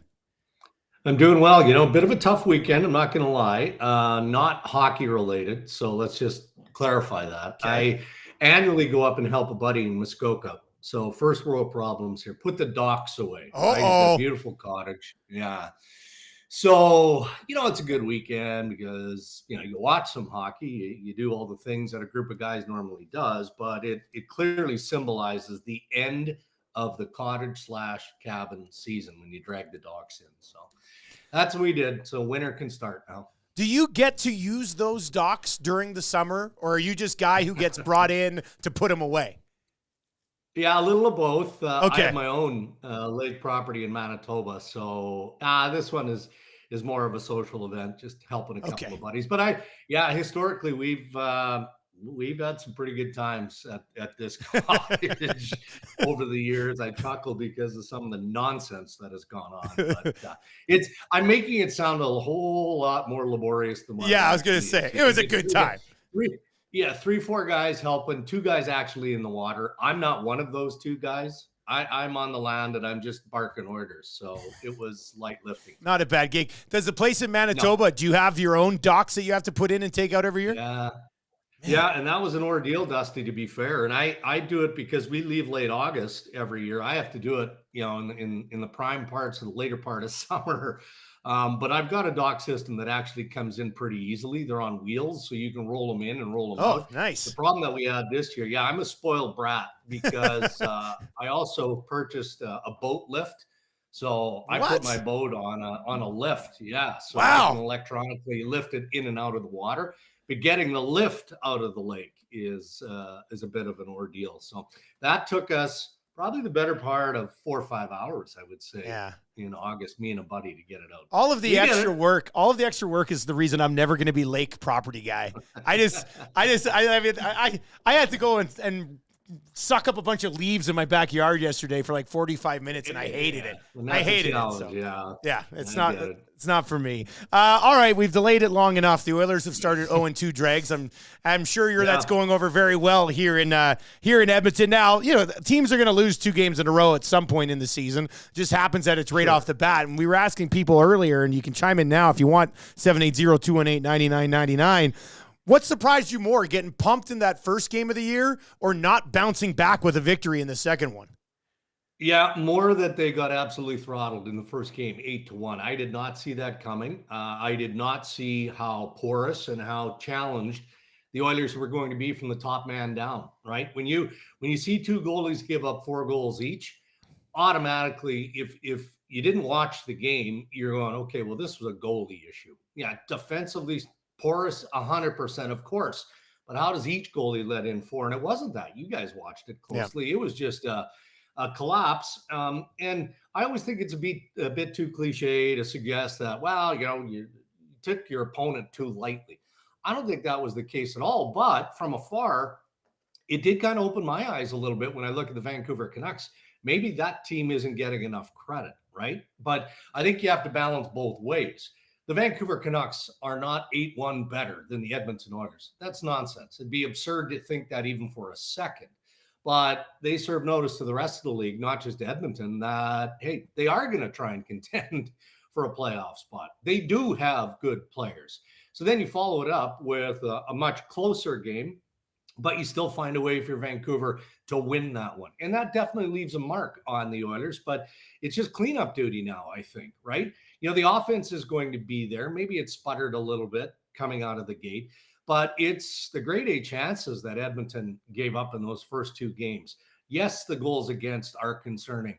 I would argue that even though it isn't a goaltending issue, both goalies were maybe, lukewarm at best in both games. So there's upside to consider, and the goalies are going to be better. Defensively, they have to be better, but they've got to get that done. 2 games can't stretch out to 5 having the same sort of issues and concerns. And Darren, I guess chicken and egg too, when you talk about this team and goaltending and just defense as a whole, goaltending in the blue line in front of Skinner and Campbell. Just your thoughts on the blue line as a whole. Darnell Nurse, game 1 with Ekholm out. It was Nurse Bouchard, Ekholm's back, Nurse Cece. Your thoughts on the blue line, specifically, I guess, Nurse here early on. I know, again, we're all saying it's just 2 games, but, Ekholm gets back in. Do you see him being a full bill of health right now? I said, I don't want to be rushing this guy back in too quick. Right. But if you're having to do it now with Nurse, not showing up to play his best, where do you see this blue line at right now? And is that more of a concern for you moving forward than the goaltenders? Well, it obviously is if guys like Ekholm aren't available, right? And I think we saw that abundantly clear in game 1. And that's not necessarily an indictment on 1 or 2 guys in Nurse and Bouchard, but I'm sure you guys talked a lot about this through the preseason. The idea of being able to play Bouchard and Nurse together, and then you've got Ekholm healthy with Broberg. Does Cody Ceci kind of find a way to compete for a top 4 spot? That's best case scenario, and it didn't last very long, did it? And automatically you have to make that adjustment because Ekholm was hurt in the opening game. But flat out, of course, to a man, defensively, they've got to be better. Darnell Nurse has to be better. Evan Bouchard looks more like pre-Matthias Ekholm, Evan Bouchard, than he did with Ekholm last year. But that's fine. I mean, that's what adjustments are all about. You know, it's not like you're saying, okay, we've got a huge defensive problem here. It looks that way through, I would say, the better part of 2 games, call it a game and a half. But there's so much work that can be done. And you have to believe that these guys defensively, including Nurse, know that they've got to play better, just simply. And maybe that's the word. Simplify it, right? Don't try and do too much. And look, I'm not an analyst. I'm more of an insider. But when I see good defensemen like Darnell Nurse struggle, and you see it on every team where they go through these defensive issues, it's normally because they're trying to do too much. Just stick with the things that make you good, right? Yeah. And as your confidence develops, and maybe the pairing that you're working in gets a little bit stronger with the evolving chemistry, then you add a little bit more to your plate. So it's all fixable. It's all fixable. But you take Matthias Ekholm out of the mix for any period of time, and it's pretty clear that's a below-average defensive core. Few other things I want to get to around the National Hockey League, but before we hop over there, the Oilers next go on the road here. They get Nashville tomorrow night. Tell us a little bit about the Preds. Like, what's that going to be like? Well, it's not going to be easy. You know, I watched the Nashville game on the weekend, and it was surprising to me how little I noticed Ryan O'Reilly. And that's saying a lot. That's not an indictment on Ryan O'Reilly, right? I mean, he is a really good player. Nothing has changed. We've seen him historically kind of go through peaks and valleys in his game. But they're good from the crease out. They are. I think that they're going to surprise some teams. And Barry Trotz, as the newly minted general manager, I mean, he's not done. He's going to pay attention to that roster more than he's already done. They play hard. They're smart. Their defense is good, and I think that's a pretty obvious statement when you start with Roman Josi back there. But this is going to be a good challenge. I mean, the next 3 games for the Edmonton Oilers are not pushovers. You know, then they've got the Flyers on Thursday, I think. Yeah, Flyers. Yeah. You know, that's a team that's supposed to be more or less in a rebuild, but they're not embracing that yet. They know that that's a rapidly hungry market. So they've got to be a competitive organization through the renovation. And I think they are. They are. So that'll be a test. And then they come back home and, they've got the Winnipeg Jets on Saturday. So I think 2 games away, though, for the Oil is good, right? I don't know. Again, maybe it's cliche to think of the bonding. It's not like they're out there for 10 days or more. But just getting away and focusing on some of these tweaks and some of these little adjustments that we've already talked about, sometimes that's easier to do that when you're on the road. So an 0-2 start here in Edmonton. I know we always talk about Leafs and Oilers sort of being linked across this country. Austin Matthews, back-to-back hat tricks to get things going. I'm sure Toronto's taking that very well right now. Well, yeah, as John Tavares described, he's in beast mode. And I did the morning show with Koliakovo and Korolnik this morning. And of course, tongue in cheek, they talk about the projection of 240 goals or something. Ridiculous number. I mean, do the math, right? 3 times 82. I say this, and I would say it about any top player. And there's a couple of them in Edmonton where we've seen them get into that beast mode consistently. When players are healthy, feeling good, then the other tools in the box kind of all lend itself to a higher level of production. And Austin Matthews, probably for the first time in a long time, comes into camp, goes through the preseason where he wasn't overworked in the preseason. Sheldon Keefe, used his top end guys sparingly, and he starts the regular season ready to roll, right? And I will say this, Brad Treliving did just enough to add a little bit of grit to his lineup. Tyler Bertuzzi, I had some questions about whether he was going to fit on that top line with Matthews and Marner. And in game 1 against Montreal, something happens in front of the net, and he comes barreling in there. And we're not talking about fighting and all the nonsense, but just adding that bit of sandpaper has helped. and he can skate and he can play with those guys. And then they move Max Domi down because they want to help the young guys in Nyes and Minton. And we haven't even mentioned Ryan Reeves, who has more than made his presence felt in the 2 games that they played. So right now, the recipe looks pretty good for the Toronto Maple Leafs. We talked about goaltending in Edmonton. They've gotten away with it, but Samsonov has been just average. He's been just okay in net for the Leafs, and now Joe Wall is going to get a test here tonight against Chicago. We were having this discussion right before we brought you on at the end of the 6 o'clock hour, and that was the Winnipeg Jets. They win their home opener, but 2,000 shy of a sellout there in Winnipeg. Yeah. And we mentioned it earlier. Winnipeg's a great sports community. They pack 31,000 into IG Field on a regular basis for the Bombers. So where's that love for the Jets? Like, what's the vibe right now with the Jets and the community? There would be all kinds of concern, and I'm not saying panic. I choose that word appropriately, concern, in terms of the lagging response to season ticket sales and tickets in general over the last several months. Now, I think in some way that factors into why Cheveldayoff fully had autonomy to extend Scheifele and Hellebuck, because it's 100% about making sure that the product is a competitive one. It is a winning product because they're trying to sell tickets in Winnipeg. It hasn't been easy. The turnover, and I think this is just some of the polish coming off over the years, right? The turnover of, you remember when Winnipeg first busted into the league? I mean, they could have sold, well, they did sell the building out every night, but they could have filled that building with complete season ticket base. And we're going back a number of years now. But I think the fan base is just showing that you've got to put a winning product, a product that shows at least, an ability to not just contend for a playoff spot, but to go deeper. And that, I think, has encouraged ownership and management to try and keep the gang all together and feed the beast, which is the hometown fan base. Do you think that team, like last year, that team started extremely well? In January, they were first place in the West. Everything was going great, and then kind of fell apart down the stretch. What do you think is there? I don't think the potential's there to start that well again, but even with the changes, as good, if not better than last year. Is that a possibility? I mean, you've described it perfectly, at least in my little brain. That's how I see the Winnipeg Jets. Cheveldayoff got a lot of accolades for the trade that he made, sending Pierre-Luc Dubois to the LA Kings. And we're sorry, we're going to see that. But he got 3 usable assets, 3 good players that make the Winnipeg Jets better. So it was essentially a 3-for-1. Now they need some things to happen here. Nikolai Ehlers just seems to be a magnet for injury.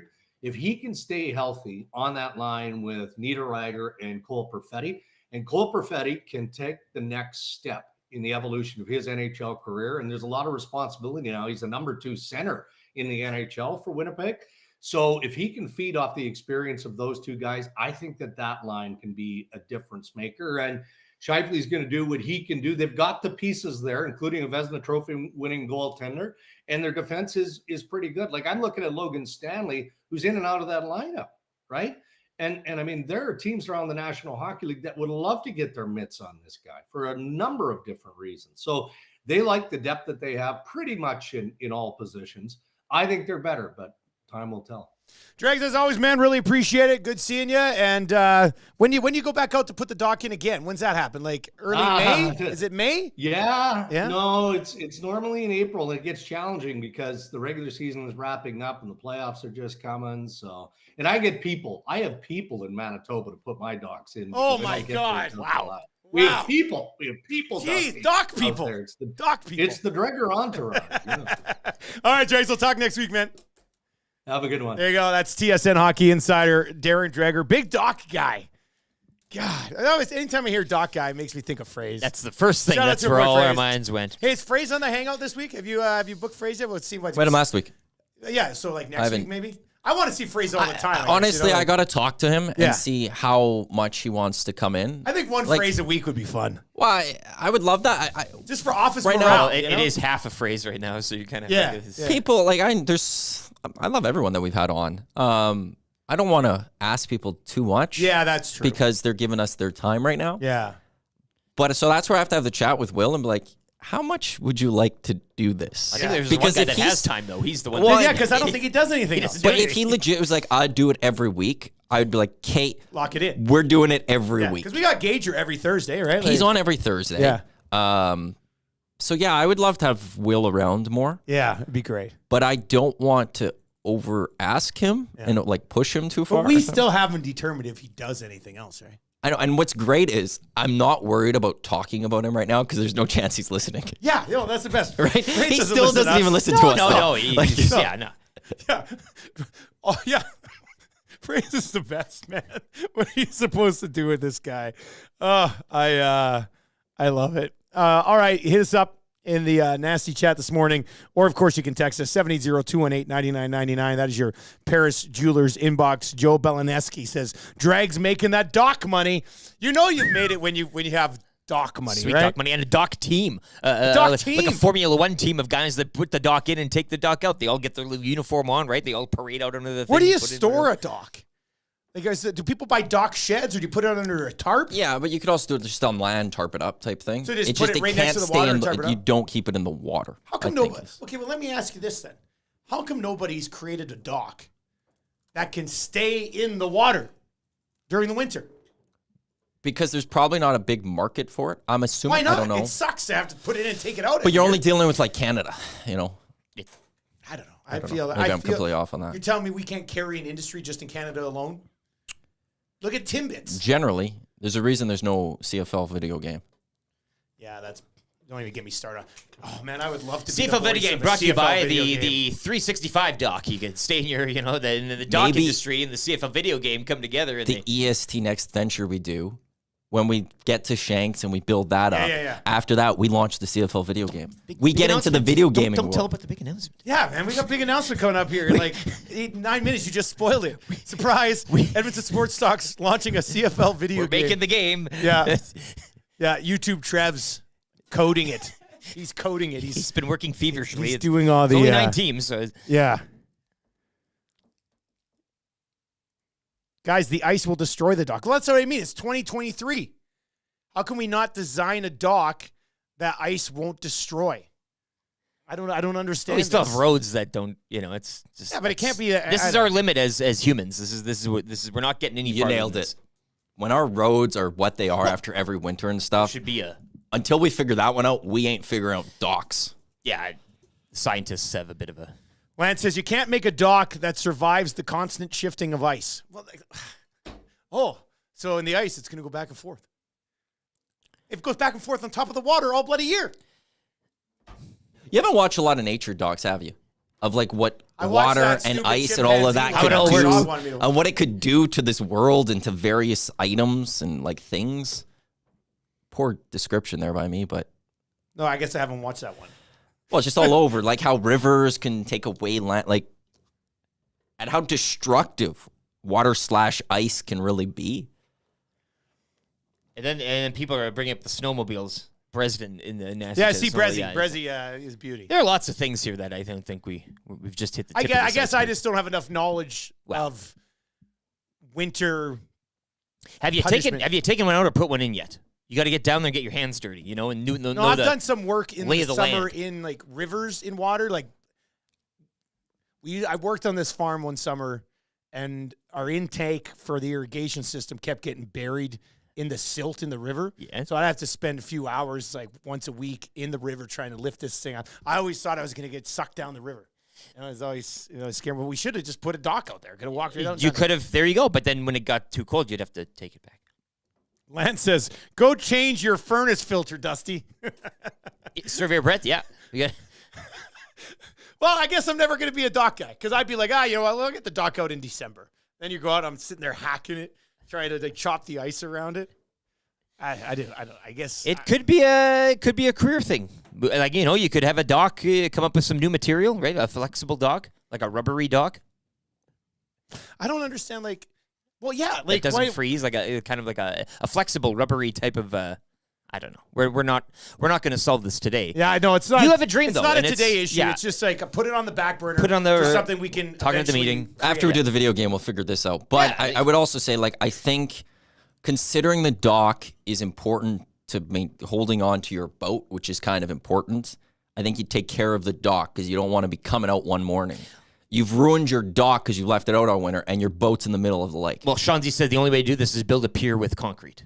That'd be the By the way, shout out to Shanzi, best yard I ever had in my life this year. best yard. Yeah, he's my yard guy. Oh, right. So And Max Lawn Services.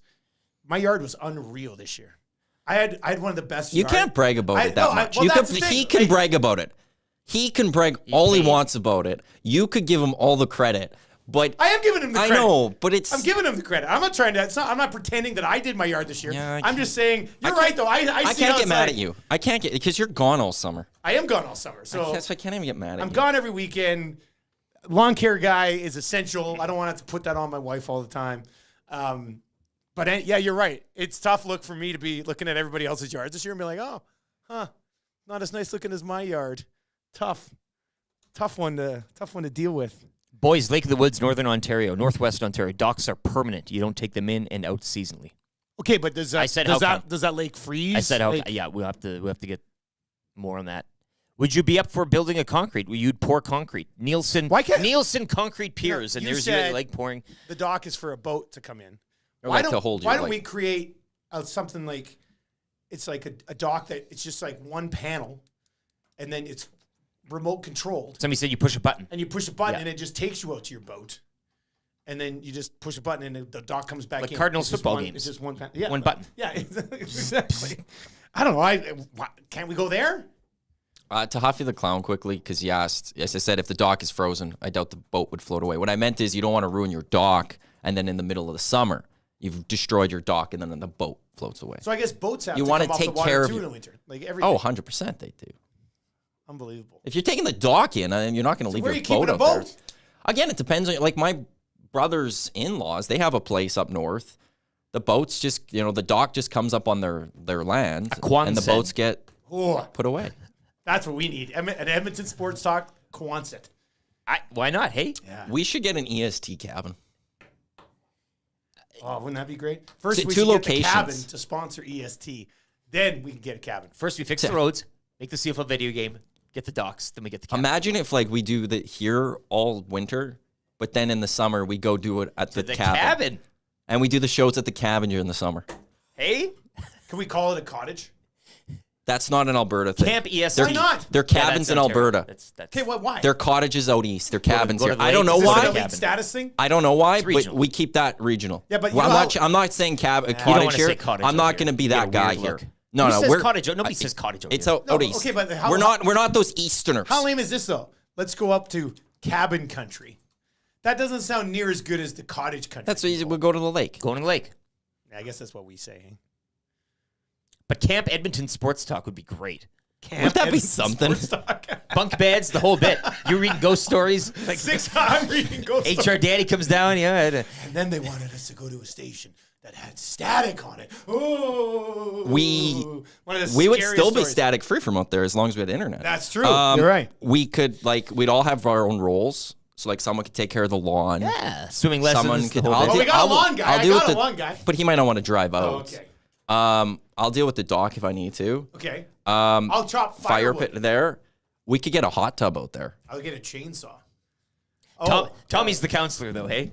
Yeah, Tommy's the counselor who tries to hook up with other counselors. And then he also sets up a daily game activity. Yeah. Today we're gonna play some beer whistle around the neck. Pretty much, right? That sounds like a real nice time. Put it on the list. Yeah. Oh, hey, how about this? Here's a solution I was looking for. What if the dock was heated and it could melt the ice all around it? So you have a heated dock, and when it starts to freeze, you just push the button on it, and it heats all around. Question: how's it heated? With electricity. The button. And what's it in? Water. Okay. Well, I mean, the cord's not going to be hanging in the water. Right? You could heat it up. You're putting electricity into water at that point. I don't know if I fully would be comfortable with that myself. Like I said, I don't have a big What if the background in cord docks, breaks up or like that? I don't know if I'd want. I don't think we're paying for the proper cables so that it doesn't break down in the water or whatever. Button. In the Okanagan, some people have motorized boat launches where it picks the boat up and stores it in a boathouse. That's now that's cottage country. That's cottage country. Dreger talk. said he's got a boat lift. Yeah, that's cottage country. That's not going to when the you say lake. I'm going to cottage country. That's not going to the lake. No. This one's in, says Camp EST. Fraser lives. Fraser could come to Camp EST for sure. Yeah. He would just be going around taking photos of everything. Like when I took him to Mexico, and all he did was take photos of critters the entire time and didn't even come party. God. Blake has said, did any of you guys graduate high school, LMFAO? I graduated high school with honors. I was actually very smart in high school. Completely forgot it all. I didn't do honors, but I got enough credits. Yeah. Those are important too. I got them all out of the way at the beginning, and Yeah. then I took those. I had like a semester of spares. I don't even think I went to the last semester. It was great. Got it all the way. So yeah, we were there. My buddy the Wuss, we did it a quarter system in high school. So you just do 2 classes for 2.5 months. He scheduled PE 11 and PE 12 in the same quarter. So he literally had gym all day for 2.5 months in grade 12. Yeah, the high school is not a problem. He ended up getting kicked out of both classes. It's a post-secondary that we so sorely missed out on. Yeah. With this conversation, I mean, this could have. Yeah. We would have known the doc game and the. You know, first time I applied to get into broadcast school, I got denied. Same. I had to wait a second year to get into broadcast school. You know how sad that is? I had to wait half a year. I had to wait the full year. They said I wasn't good enough to get in the first year. Mine was just full, but why did they say you were good enough coming around? I don't know. All of I a did an sudden, interview process and everything. I didn't get in. Then I got in the following year. Did you tweak your interview or anything like that? Well, no, what happened was a quick story, just a very quick story. I went to go to the interview and you had to write an essay and answer these questions in an interview. And the night before, I was 19 at the time, went to stay with one of my buddies who lived there, and we decided to go out the night before. So I went out the night before. It's a detail. But while we were drinking before we went out, I was writing my notes for this essay. And I didn't think they'd keep the notes. So the notes were really sloppy, and I had a couple swear words in there. And so then I go write the essay, feel like it's pretty good. I get up to go walk out, and they're like, can we get your notes? I said, what do you need notes for? I've already done the essay. I've done the test. They're like, no, we like to see the notes to see how you prepared for this thing. So I handed them the notes and basically was like, well, guess I'm going to have to find a different career. Yeah, so I didn't get in. But I got in the second year. They must have been desperate for applicants. Toss the notes away. Yeah, I mean, desperate. Weasel my way in there. Nobody right? needs to. I didn't get first semester. You didn't get in first semester either? No. None of us did. Second semester. I was too full for me. I was. And look at us now. What was your excuse? I don't know. They didn't accept me. I don't know. Oh, there's no excuse or reason. They didn't say it was too full? No. But the NAIT program, like Eric, it's very competitive. There's not, they only have 18 radio spots a semester. Yeah, oh, yeah. And they have dozens upon dozens of applicants, so it is difficult to get into. Yeah. It's even more difficult to land a gig coming out of nowadays.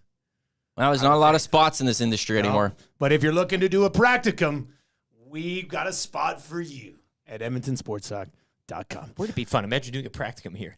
Oh, this would be a great place to do a practicum. That's kind of what we're doing with Trev. What did you do? We rented some cabin out in the woods, and then they wanted me to counselor. You do your whole write-up. What did you learn? A lot of bad things. All right, sports updates for Park Mazda. We're going to do that. Then we got a big announcement coming up. Mike Tanier is going to join us. Cool Bet Hotline of the Day. So many things on the go here this morning. Of course, more of the 0-2 fallout for the Edmonton Oilers. That'll continue right here at EdmontonSportsTalk.com.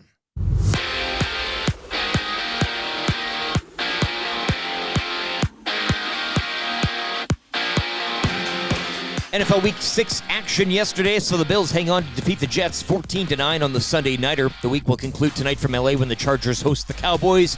It's your next chance to join me at the Centric Casino Sports Bar and Lounge, Centric Casino Fort Road, and qualify into a draw for a trip for 2 to LA to see the Rams and Browns. Centric Casino Sports Bar and Lounge, Centric Casino Fort Road, where every day is game day. Prairie Junior Football playoff action yesterday. Huskies falling just short in Regina, 20-17 to the Prairie Thunder. The Thunder advancing to take on the Saskatoon Hilltops in the final. They destroyed Calgary 53-2.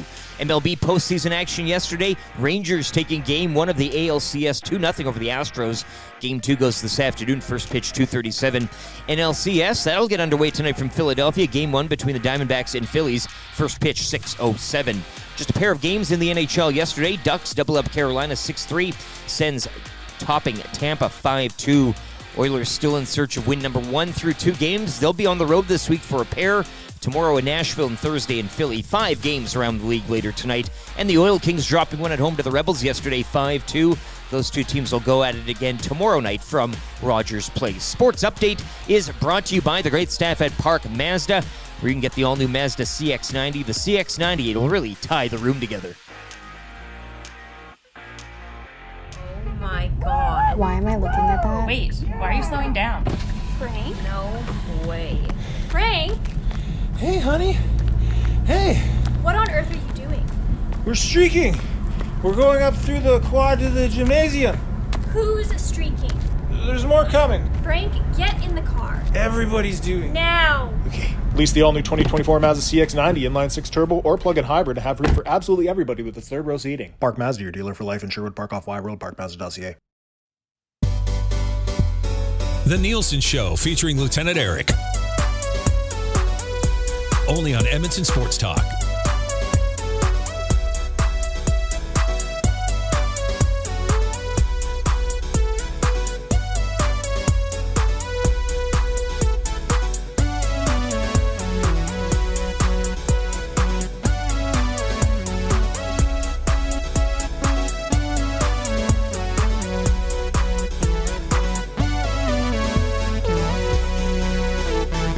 $7:36 on the Nielsen Show.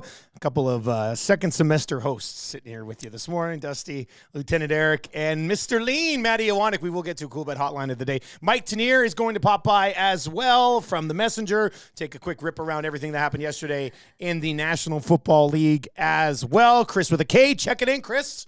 Welcome aboard, my man. Hey, tell your friends about the Nielsen Show, about Edmonton Sports Talk, live programming every single day, static-free, crystal clear at edmontonsportstalk.com. You can click on Listen Live and watch live. We're hoping to have some other announcements here over the next couple of weeks on other ways you'll be able to consume the show as well. So that is exciting. And, boy, we got some exciting news right now. Are you doing it now? I don't know. The cool bet. I mean, what do you want to do? No, we'll get to the cool bet hotline from either before or after Tanier. But, yeah, this is something that we've been working on for quite some time. We are happy to launch what we are calling the Nasty Club. Now, many of you have seen the Nasty Club logo kind of pop up in backgrounds of other videos. People are like, what's that? Is that an Easter egg? What is this? What is the Nasty Club? What's the Nasty Club and how can I be a part of it? Well, it's pretty easy to become a part of it. Maddie, is the link now live at edmontonsportstalk.com? If you go to edmontonsportstalk.com, oh, look at this. Look at Mr. Lean. He's got the website right up. So you'll see that Nasty Club link at the top, which you can click on. And then it'll take you to the login page, and you create an account. You log in, you get in, and then you'll see it's our OnlyFans, but the only sexy things you'll get shots of are Tommy's feet. Maybe. I mean, that'll drop sometimes, but you get that exclusivity, right? That's the whole point of this. You wouldn't see the feet anywhere else. Exactly. Unless Tommy decides to. But we've had many of you since we lost our other jobs and announced that we would create something. A lot of you have said, "Oh, I want to be did you have a Patreon? Like I'd like to donate money to help you guys kind of get going, but we don't want to take any money for free. Like we want to give you something back, I guess, if you want to support us. So basically, the Nasty Club will be a place where for $4.99 a month, you'll get bonus content. Bonus content being the post-show show that we used to roll out over on TSN back in the day. So the post-show will be there. All of our goal songs are going to be there. As you can see, Maddie's kind of scrolling through them right now. That's a lot of them. I don't even think that's all of them yet. I still got to track some of those down. Any new ones that we get will slide in there as well. And then, you'll get the post-show every single day for myself and Lieutenant Eric, which will be exclusive only to Nasty Club members, all right? So it's $4.99 a month. You'll get the bonus content. Eventually, one of the things that we're going to offer with all of our partners is actually going to be bonus offers as well, which will be discounts at, Boston Pizza and some of the other places that we've teamed up with. And they're all really excited about it. We're just working on executing that too. So it's kind of like a coupon club too. So, you'll probably be able to get your $5 back every month just in savings at some of our partners when the bonus offers are officially launched. There are a couple different members to the levels to this. There's the basic membership, which is $4.99 a month.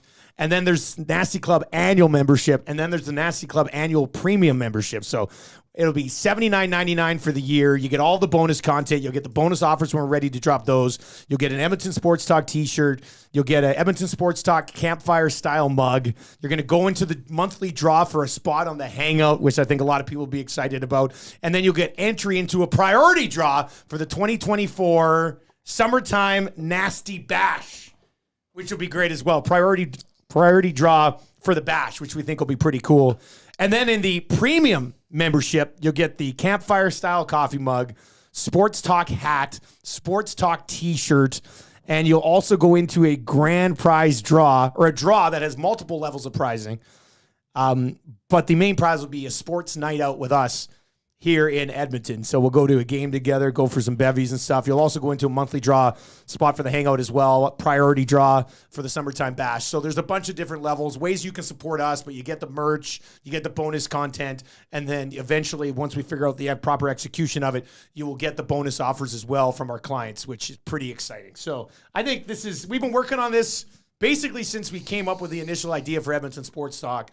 We've been thinking about the Nasty Club. We just wanted to make sure they could be executed properly when we launched it. And I know I'm pretty excited about this. I'm excited to get the post show going again. I'm excited to provide you with one place where you just go on your phone and all of the goal songs and stuff will just be there for you. So that should be convenient as well. And it's only $4.99 a month if you want to get in, which really isn't that much when it's all said and done. If you want to get in, you did a great job explaining everything there. I don't think you left out anything. The $4.99, this is a tiered thing. So if you want to go in a bit, if you want to dip your toe, that's fine too. If you want to go full in, if you want to get the big merch. And we do have a merch store coming as well. Like, we call that the EST body slide. So yeah, Nasty Club launches today. It is now live, EdmontonSportsTalk.com. Nasty Club right at the top. If you're on your mobile app, you just hit the menu button and it will show up. You sign up for just a free account, and then within you could sign up for the memberships. Yeah, because you can go sign up for a free account right now. Just to look at the page, but you don't get behind the paywall, if you will. And then $4.99 a month plus GST, or there's the annual memberships. When it comes to the merch that comes with that, just of note, we will have free local pickup for merchandise. Yeah, you can just swing by, pick it up. But if you would like it shipped, there will be an additional cost that will come with that. So just a heads up with that. But once we'll get this launched this week, and then I'm thinking Monday. I just need to actually show you some things just to get your approval on it. I'm really excited. Just get your quick approval on it, sign it off. I had a nice chat with Chelsea from the Hive, who we're teaming up with last week. Actually, right now they're in the bottom of corner of YouTube. Their logo, the Hive Product Marketing, products that bring the buzz. The HiveProductMarketing.com. We had a nice chat last week, so we hopefully will have that going Monday. So this week you have a chance to get the merch. Pay for it. The merch will be available for Nasty Club members. We're thinking mid-November will be available. The store, more details on that next week. That will be available probably if you order. We're going to do pre-orders in December. So if you're in the Nasty Club, you're going to get the merch a little bit sooner than our general store, which will come out hopefully on Monday. We can announce that. Yeah, and you know what's great for a Nielsen Show or Edmonton Sports Talk fan? Nasty Club membership for Christmas. Right? Why not? $4.99 a month? When your husband or wife? When it comes to our store and everything Nasty Club, priority for Chelsea and I was make sure you get everything before Christmas. Straight up. Why not? We want to make sure it's in your hands well before Christmas so that you're ready to go for Christmas. Yes, exactly. So, yeah, hit us up. It's just go to EdmontonSportsTalk.com right now. Right at the top, you'll see a Nasty Club link, and that will get you there. Shotgun Sports Network says, great idea, guys. That's in from the Elk Herd crew. Let's see. Pat Maroon's Bib says, the Nasty Club is 1,000,000 times better than EST Plus. It is. We've thought about doing the Plus thing, and then we're like, nah, it's more of a club. It's Did we think of Plus? We had that discussion. Really? Plus came up quickly. When did Nasty Club come up? It's like a Plus thing, but then we're like, well, no, let's just go Nasty Club. I don't know. Whoever came up with that one it was excellent. Because that was if it wasn't you, it was probably it wasn't me. Whoever came up with Nasty, we came up with that before Nasty Chat. Yeah, we did. Oh yeah, for sure. Right, and Nasty it's just Club everything's it's merging really nicely. Yeah, we were thinking about this before we launched. Nasty Club was always going to be a part of it. I don't know. We think it's a pretty cool opportunity, and just so you know, like we're not expecting to get rich off the Nasty Club, but anything we get from the Nasty Club, our plan is to put it back into merch and marketing, basically, right? So, the better we can do with the Nasty Club, the more you'll see us getting pushed out in the city. The more options for merch we'll probably get. And, it's basically just a way to grow our presence by a little bit of funding from the national. We're going to execute this, then raise your food prices, is what you're saying. No, that's definitely not happening. So go check it out. We think it's pretty cool. We'll be putting a postal show up there later on today. There's a little welcome video there right now. But, we're pretty excited about the Nasty Club and, where we can go with it. And if you want to go listen to goal songs, those are up there as well. We'll be adding more. And whenever we bang out a new one, you'll be able to find it in the Nasty Club as well. Savage the Plumber says, I'm in for premium. Whatever level works for you, $4.99 a month. It's one of those things, I think we all in that situation sometimes. Like, I paid for a Culligan water jug for 9 years. It was $8.99 a month. I'd been moved away for 7 years. I'm horrible at tracking like things I've signed up for. It was getting is... Yeah, but that $4.99, it feels like somebody 15 years from now is like, oh, man, I'm still paying for the Nasty Club? What's going on here? This is kind of weird. But yeah, it's pretty good. And I think once we figure out the exact way to launch some bonus offers, and we're going to continue to talk about this with our web team, that'll be really awesome. You'll be able to make back your $4.99 in bonus offers from clients like this. So that should be a nice addition. This one says, hey boys, the premium should come with a badge or a ring. Actually, the premium does come with a Nasty Club card. The 2 annual memberships will come with me and Tube Socks had a great chat at Elks game a few weeks ago that came up, the idea and all that. I think he came up with the name. You'll be Nasty certified. It'll be the Nasty certified annual membership card that we'll get for you, and they will be numbered. So based on whenever you sign up, that will be your number that I will go with moving forward. So the sooner you sign up, the lower the number will be for this year. I'll probably roll the number over year and year if we keep doing this. In order for us to get a card, do I have to sign up for an account too?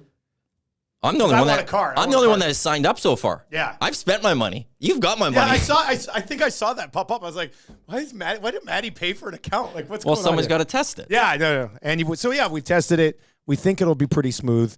But check it out, EdmontonSportsTalk.com. Click on Nasty Club, and we'd appreciate the support. And like we said, we're going to take anything we get from that and pump it into to marketing, so we can start pushing out some videos and online promotions and stuff like that, which should be pretty cool. All right, let's talk some NFL here.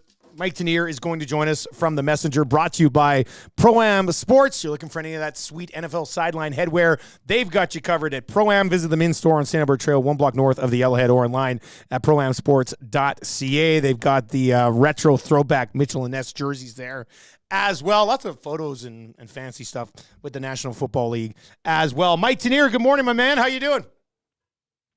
I'm doing better than the Eagles and the 49ers and practically the Bills, to be honest, are doing this morning.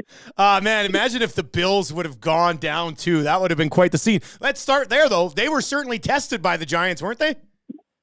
They were certainly tested by the Giants, although in many ways the Bills are always just tested by themselves and their own demons there. But the Giants' defense was flying around in that game, and they were forcing mistakes and bringing out the worst in the Buffalo Bills. I was rooting for the upset at the end. I was like, bring on the chaos and get this Bills team to recognize that they're just very self-destructive. They're very sloppy. They play like they've already won Super Bowls, and they need every wake-up call they can possibly get, and the Giants almost gave them one. So where are we at then on the Niners and Eagles after yesterday? Well, both of these losses are late-game close losses to pretty good opponents with very good defenses, opponents that, if their quarterbacks were there, might be considered contenders, and their quarterbacks aren't there. And both of them are also out of conference losses, unfamiliar foes, doesn't have a lot of a tiebreaker problem. So if you're taking the long view of the season, you say, well, these are stumbling blocks, and these teams that were undefeated, we're having a charmed life, and that brings them back to the pack a little bit. But when we talk about the pack, you have to say, who's really the best team in the NFC right now? And say, well, the Niners probably still are, the Eagles still are. You got to put the Lions in the same category right now, because while the other teams were stumbling, they were taking care of business against a frisky Buccaneers team, won pretty handily there, and now they're a team that has a pretty good Super Bowl resume after 6 weeks.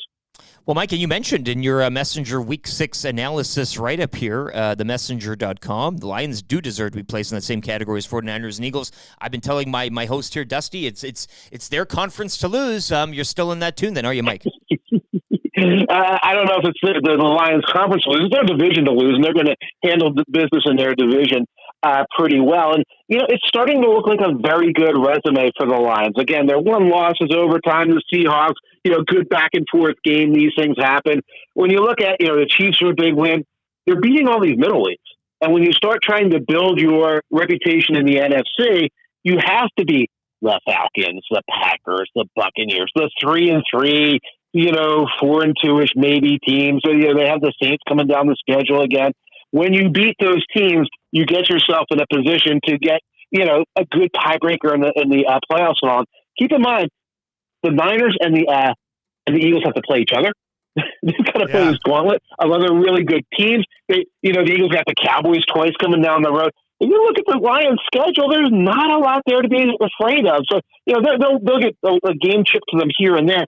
But they're starting to look like a team that could go, 13-4, 14-3 if everything breaks right for them. Oh, man. As a Lions fan here, you even think about 14-3, buddy, it gets me aroused. I'm not going to lie. I said earlier on the show today, I'm falling in love with Jared Goff. Jared Goff is just a professional, man. He just is. He is a professional. I joke about it in walkthrough. How dare we give this guy credit? He led a team to the Super Bowl a couple of years ago. He led them to another team to the playoffs a couple of times. He led the Lions to the first winning record in 36,000 years or whatever last year.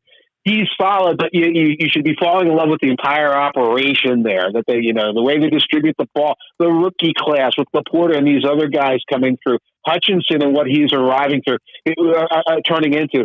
Fall in love with the program, fall in love with the process there, and Goff is just a part of that.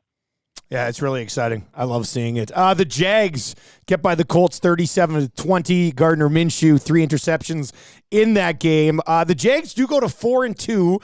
Their offense, I think this is the best their offense have looked. Are they starting to click right now, do you think, in Jacksonville? A little bit. And, the Jags are a little bit like the Lions. I don't think they're as good as the Lions right now. But you look at their schedule coming down the road, and they're going to walk. They're going to walk right now. Their defense is coming around. They're getting more big plays from their defense.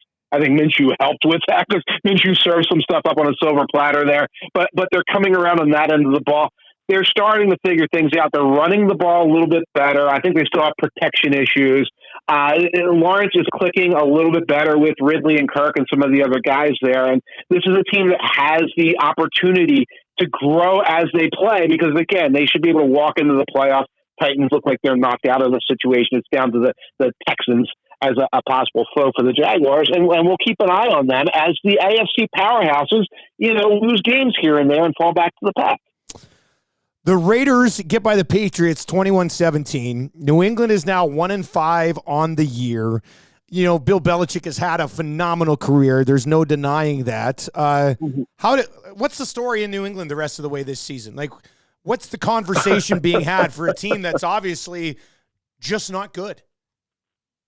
It's funny because, I got on the let's talk about Bill Belichick's next job bandwagon 2 or 3 weeks ago. Let's talk about how the Patriots move forward. And then 2 weeks ago, other people jumped on the bandwagon. And last week, other people jumped on. And this was the game to kind of right the ship and at least get the narrative back to, hey, we have dignity. We're a 500 team. Our defense can do this or that, whatever. And they couldn't do it. And they looked bad against a weak team with a backup quarterback for most of the game, not doing it. And I don't know how the Patriots and Belichick and that organization deals with 3 months of this is over, this stinks, this is bad. They've never had to deal with that.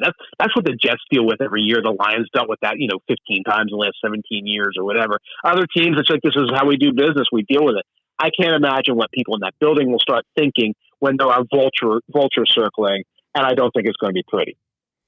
Mike Tanier with us from The Messenger. That's where you can find his work. The Monday Nighter tonight is, I'm really looking forward to watching this game because I know it's going to be a disaster some way, shape, or form. Something's going to happen here. Are the Chargers going to Charger or are the Cowboys going to Cowboy? What are you expecting to see tonight from these two teams? I have no idea what to think of this, and my thought is I'm going to take a nap and wake up at late in third quarter East Coast time here, and then watch the fourth quarter because it's a little bit of a mirror of the Chargers-Vikings game a couple weeks ago, where both teams tried to out-mistake each other in the fourth quarter, and I think we're going to see a little bit of that on Monday night. As always, Mike, where once again can people find your work, and how often are you churning stuff out? You can find me at The Messenger. It's not just sports, folks. It is sports, news, business, politics, finance, whatever you need right now. One-stop shopping there. And I'm churning out stuff constantly. You can find my walkthrough column on the sports page right now. Have a great day, man. We appreciate it. You got it. Take care. Enjoy your week. Yes, we always do because of Mike Tanier. So that's great to see. Let's do our Monday Night Football Challenge, then we'll dive into Cool Bet Hotline of the day too. I got a player prop that I really like, which is I'm conflicted right now with it, but we'll get to that coming up. But let's do your Monday Night Football Challenge. Eric, one more time. Where are you going to be tonight, buddy? Centric Casino Sports Bar and Lounge, Centric Casino Fort Road. It's the Chargers Cowboys show up. $11.99 loaded burger special tonight as well. Your chance to get into a draw for a trip for two to LA. And the scoreboard, which is all free. It's all free to get in on. So we'll be giving away a hat or some sort of jersey tonight as well for the Chargers and Cowboys. Centric Casino Sports Bar and Lounge, Centric Casino Fort Road. I saw in the nasty chat Fergie's prostate tell Savage that he can walk him through signing up for the Nasty Club tonight. Well, I'll do it together. If you want to get signed to the club, swing on by. We'll do a tutorial. Yeah, it'll be great. Everybody will learn and know and become premium members. Eric will have you out tonight if you want to do that. Huge shout out to those of you who have already signed up on something that we just launched a few moments ago. We're going to have posted a little video a little bit later on social media as well for those of you who may have missed the big announcement earlier today. But you'll see the Nasty Club at the top at EdmontonSportsTalk.com and sign up for an account there. Right now, the Dallas Cowboys are 2-point road favorites tonight. If you would like to play along here, chance to win a gift certificate, Century Casino Sports Bar and Lounge on Fort Road.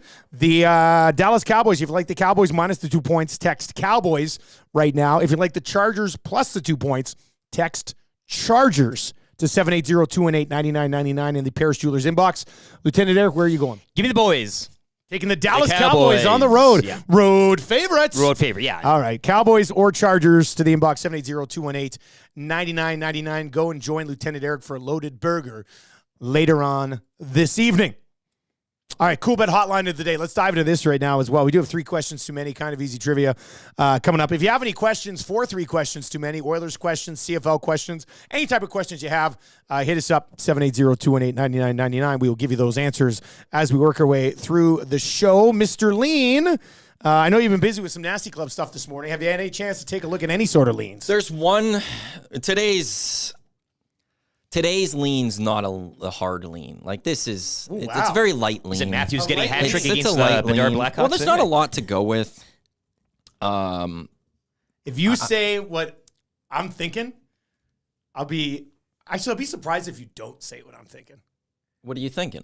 Well, I want to know what your light lean is first.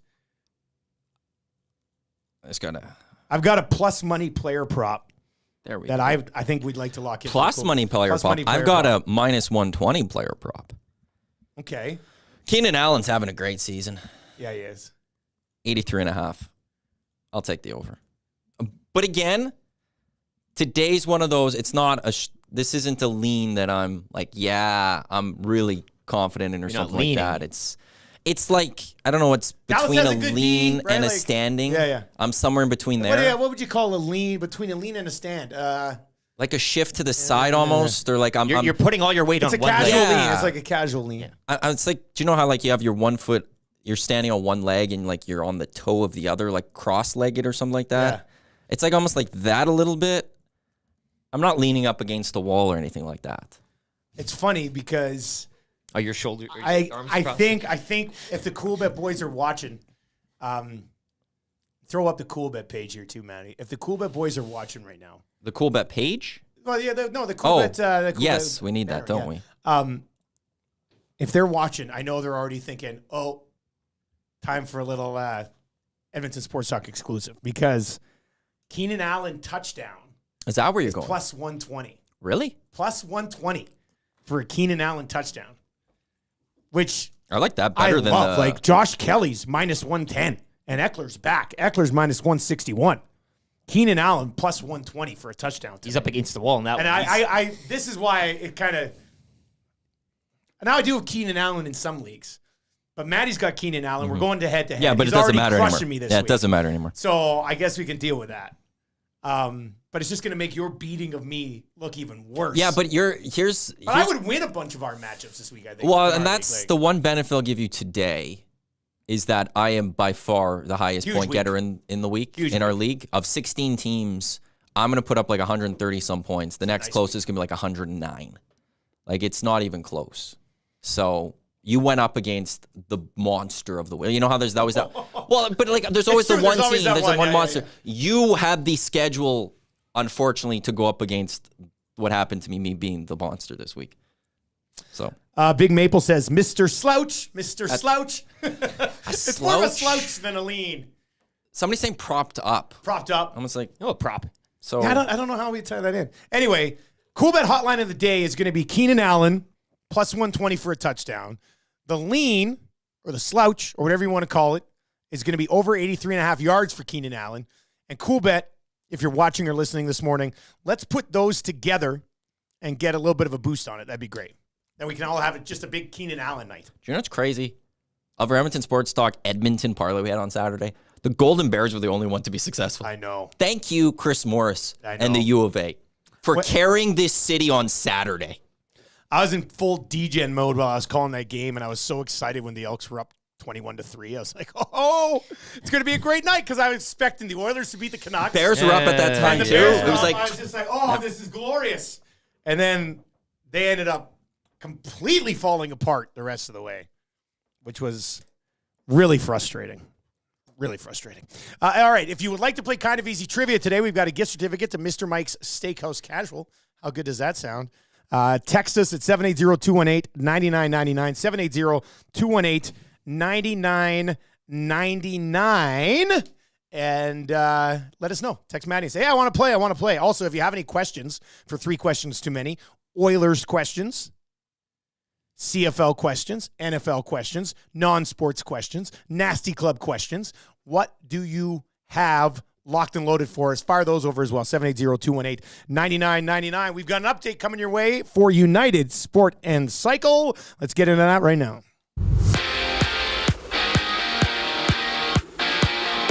Week 6 in the NFL will wrap up tonight between the Chargers and Cowboys from L.A. You can join me at the Century Casino Sports Bar and Lounge for this one.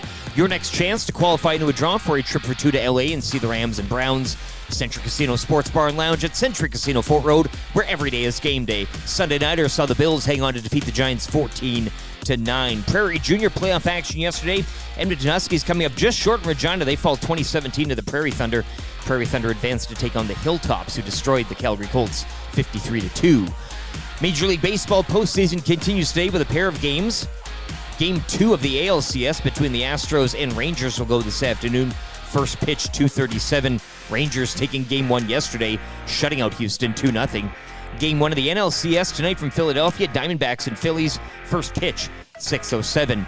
5 games around the NHL this evening. The Oilers, they're still in search of win number 1 through 2 games. They'll head on the road for a pair this week, beginning tomorrow Nashville and wrapping up Thursday in Philly. Oil Kings, they fall at home yesterday to the Rebels 5-2. Those two clubs will go at it again from Rogers Place tomorrow night. Sports update for United Sport and Cycle, supporting hockey in your community for over 95 years.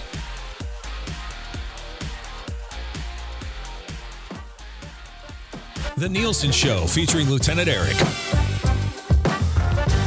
Only on Edmonton Sports Talk.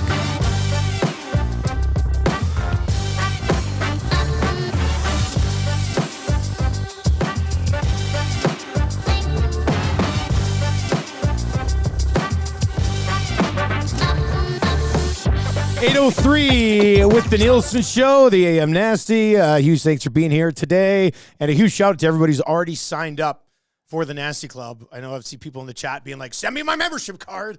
I think I saw Dino and they said, where's my hat? Everything will get sorted out.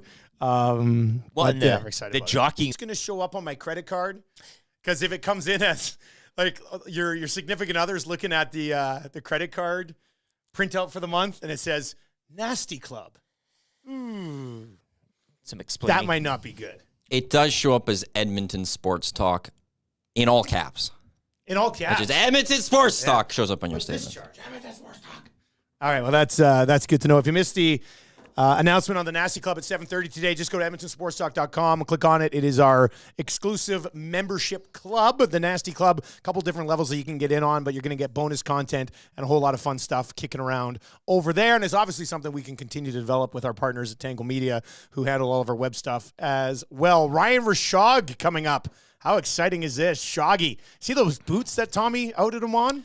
Oh, that was a weird. It was weird because I saw him in the booth. He came up to the booth to say hi. We're sitting up there. I didn't look at his feet, so I didn't realize he was wearing these big winter boots until after. He did the runway walk in front of Maddie and the Gazzola boys were all sitting down there. Yeah. I think he was wearing like a Kevlar vest too. Like it looked like he was. It was a weird ensemble that he had going on. Who do you think he is? Tupac Shakur? Like, It's great though because I have this camera that has this big zoom. yeah. And I zoomed across the field and took a picture of him and I texted it to him. And all I got back was creep.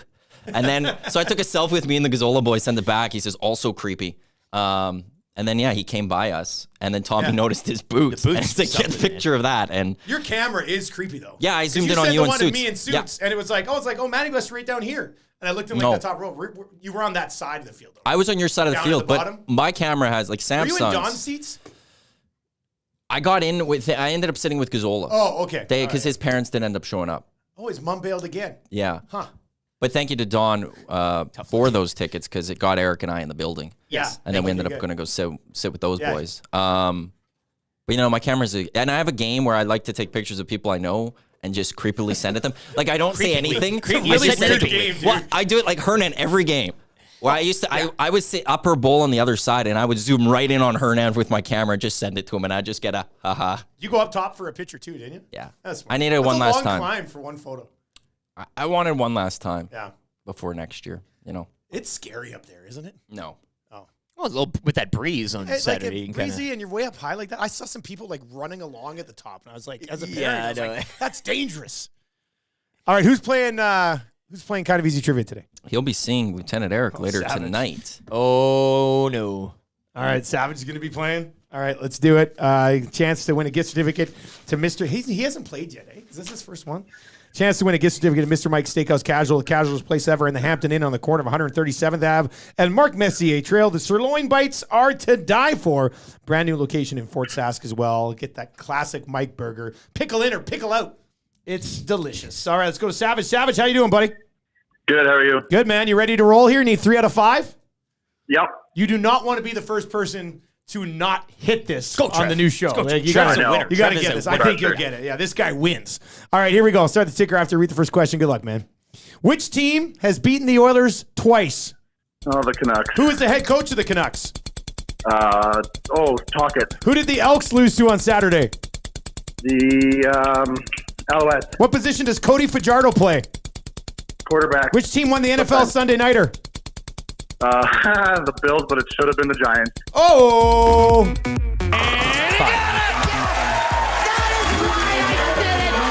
Are you kidding me? That's right. Who do you think you are? I am. Get it right. You can't have a newcomer come in and steal the show. That's a paddling. Oh, we've been strong. We're just playing by the rules. Oh, you better believe that's a paddling. And I was in Miami with my new beach house. Well, it was a couple minutes from the beach. That's a paddling. The first year, we took it to the limit.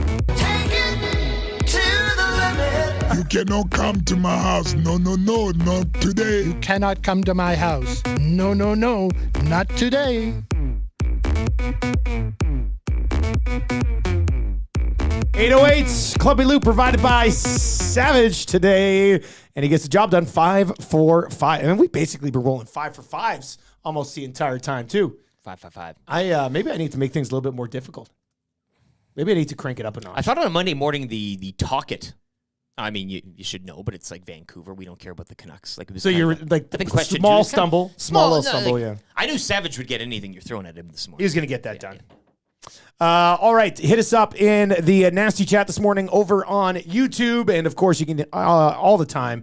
And the Paris Jewelers inbox, 780-218-9999. That's where this text rolls in. Would you trade Lamar and a third for Hurts and a 10th, or Lamar for Madison and Marquise Brown? Keep in mind I have Connor on the IR and Tony Pollard on the bye week. That's in from the playbook this morning.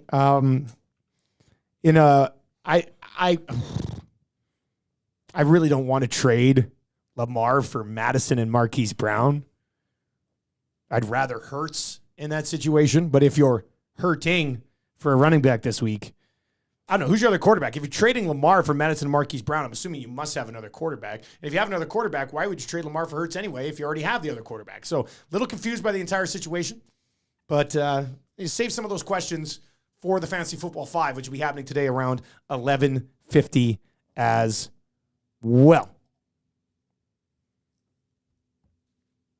All right, let's get into 3 questions too many today. Lieutenant Derek, do you have a liner for the segments? I do. 3 questions too many, brought to you by the great staff at Park Mazda and dealer principal Mitch Lewicki, who Mitch would like to pass along. Thank you for the fantasy advice, Dusty. Park Mazda, your dealer for life. All right, let's go. Question number. I might actually go see the folks at Park Mazda this week. I think this might be Truck Week finally, boys. Truck Week? I think this might be Truck Week. Truck Week. And I think I might be rolling into Park Mazda. They've supported us from the beginning. And Mitch, if you're listening, I'm in the market for a used truck, and I don't have a lot of time this week. So if you could just pick one out, and I'll come out, I'll leave my Explorer, I'll get in this new truck, and I'll leave. Is that how quickly? Straight up. Like how quick? How long? How fast? Like I'm not kidding. I have a pretty jammed week again. What's it take to go buy a new vehicle? 3 hours? 4 hours? And used? Or can we turn this thing around in like 25 minutes? I feel like it should only take like an hour and a half to 2. Hour and a half, maybe. I just don't know if I have. Just because you got to go, you got to find your. Okay, well, I got to get out to Park Mazda. Let's get past the case. So that's a 4-hour turnaround. Let's jump past you pick which truck you want. Okay. From there, you just got to work with the pricing, and then you got to go to the finance manager, hand your however you're going to pay. Yeah, however you pay. Yeah. And then you get it all depends. I guess it's depending how you're paying. I want like the quickest purchase process as possible. Because we got what do we got tomorrow night? We're the mixer. Yep. Mixer tomorrow night. Marshall's got basketball tonight. He's got power skating Wednesday. I got a meeting on Thursday afternoon. We got a meeting Wednesday. We have a meeting Wednesday? Oh, agenda. Are we doing our station? Yeah, staff meeting, yeah. We could keep it short. I like that. We can't. There's too many things to discuss. Hour and a half. The agenda's already coming. We shouldn't go past an hour and a half. No, I won't go an hour and a half. But I just don't know if I have like a 4-hour window this week to go get a truck. So I want like a really quick. Mitch, actually, if you're listening, just grab a truck and bring it here. Just do it in their chat room. And you can just take the Explorer back. Parkmazda.ca, do in their chat room. You'll have I should just all sealed up by the end of the show. I bet you could do it in the final hour here. Yeah. 50 minutes. You got 50 minutes. Get a used truck. Chat them up. ASL. Say ASL. Buy a truck on my phone. Just do the whole thing on the phone. 2023, man. Just like how you can listen to EdmontonSportsTalk.com. Listen live right on your phone. Do you have a Twitter account? At Lieutenant_Eric. You can follow me on Twitter. As well as Edmonton Sports Talk at YEG Sports Talk. We're on Twitter, we're on Instagram, we're on Facebook, and on TikTok. I'm sure the new pop-up store will be on there as well. We can we'll have all the, what do you call it, the link tree, right? With the links. Oh, link trees are pretty cool. You have links on different accounts. I like those. Jeffy says, buying a vehicle is a whole day experience, Dusty.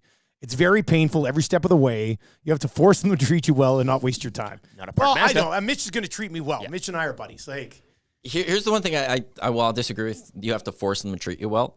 No, they're trying to treat you well. They're trying to sell you on something. If they don't treat you well, you just walk away. You find someone that you don't have to force them. That's just they lose a sale. You walk away. Yeah. I've never purchased a vehicle from someone I didn't like. Because in the end, it's already a good relationship, so it's keeping me going and keeping me want to buy something. Right? If they're being not great, it's very easy to be like, yeah, I'm good. I'm walking away. The place I took my Explorer to, that sales guy still texts me being like, you ready to move that Explorer? I'm like, it's a piece of garbage. That's what you told me. Why do you want this Explorer so bad? Block the number. Something's got to shop around. No, I'm not shopping around. Oh, no, I know for you, but for others, that you got to be willing to walk away. You have the advantage. There's how many car dealers in Edmonton? If you're willing to walk away, there's your advantage. There's like 20 dealerships within 10 minutes of where we're sitting right now. None like Park Mazda, even though they're right by us. Listen, are any of them my dealer for life? Nope. Exactly. All right, let's go. Question number 1.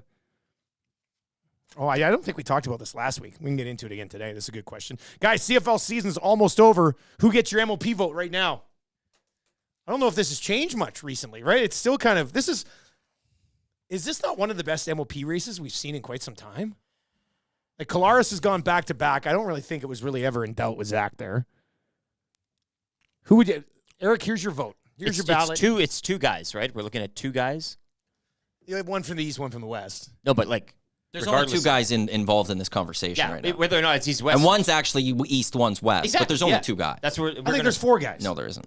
Whoa, that was 4 guys. Wow, you dismissed me very quickly there. I think you're adding Zach Collaros and Vernon Adams in that. Yes, I am. And And you I think don't. it's Brady Oliveira?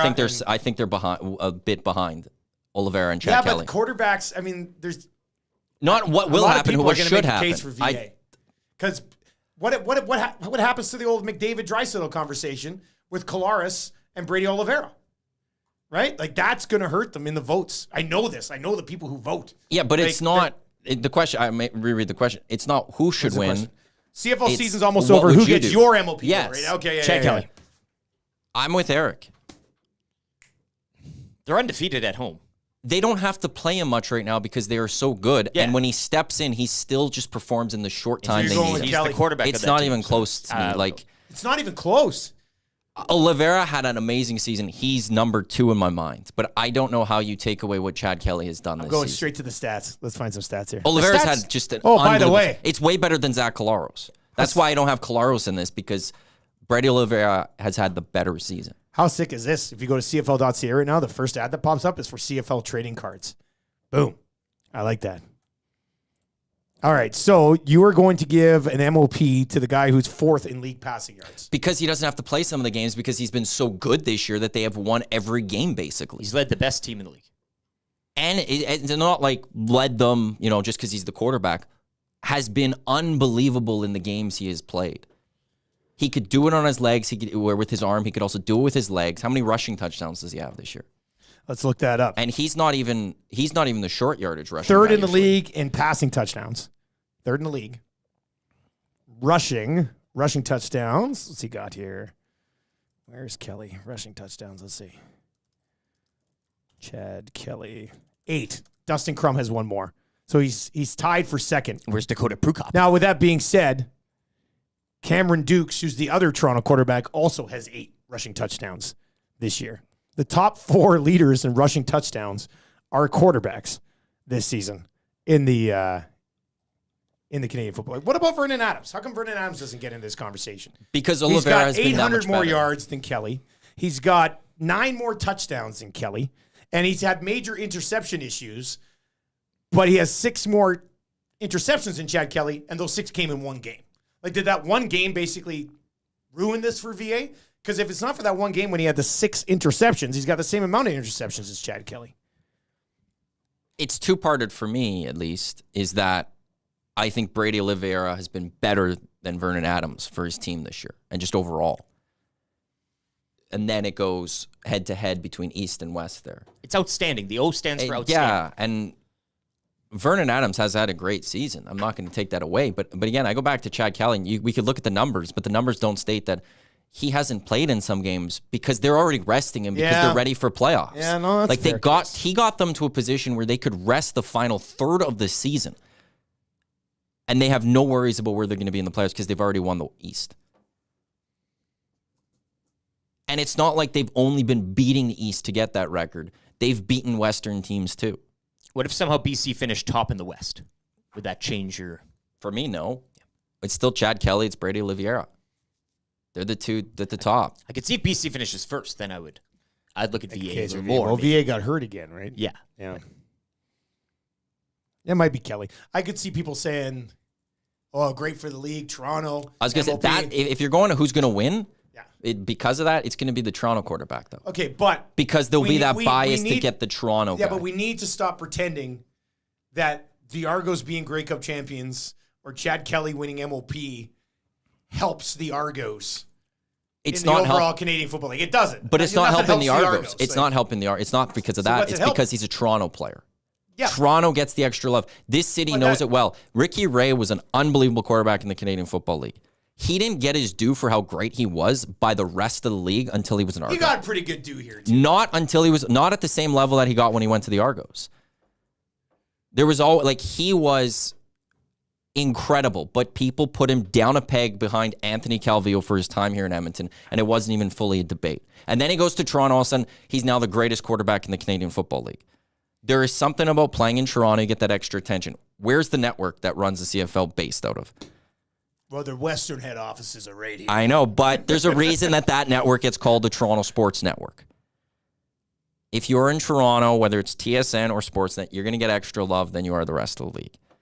So when it comes to the one, he deserves to win it in my eyes still, though. But Kelly's going to get extra push because he's the Argos quarterback. He's based in Toronto, and Toronto gets that extra love. It's like why Leafs players get that extra bump. You can text us 780-218-9999 or in the nasty chat. You can chime in as well. Let's get to question number 2 today. This one kind of makes me chuckle. They've tried Ceci and Bouchard. Who gets to play with Nurse next? Gets to, hey? Yeah, gets to. You kind of feel like this is some sort of punishment. You screw up and you kind of... It gets to. Seems like it's a bonus. I really love that. I really love Well, no, I don't go down the list for the spirit of the question. I mean, I don't know. I get it's a little tongue-in-cheek here, but... I think it's Ceci again. Sure, yeah. But if so, Nurse, play with Bouchard, check. Play with Ceci, check. Who would you... Put Desharnais back in the lineup? Yeah, why not? Yeah, let's go. At least you know Desharnais is going to be back in front of the goalie. Shaves his head again or something. Hey, it's the two of them. Oh. I don't know. We could call them the Bash Brothers. There you go. That would be kind of fun as well. If you want to chime in on that, 780-218-9999. Question number 3. Guys, the songs, the post-show show, and some swag. What's the next addition to the brand new Nasty Club? What would you say the next addition is? Foot picks of Tommy Gazzola? It's always something you could tease. I don't know if we have anything in the old hopper, hey, that we kind of want to bring forth. We don't want to keep things a little under wraps. There's one thing that I've always wanted to do, and it would probably be best because what happens in the Nasty Club stays in the Nasty Club. Let's be honest. The last thing we need, Nasty Club members and everybody who already signed up this morning, thank you very much. The last thing we need is people taking what we're doing in the Nasty Club and like, did you hear what Dustin and Eric said over there? My God. But I have always wanted to do the Dick Venerette podcast. That would be a place where we could throw that.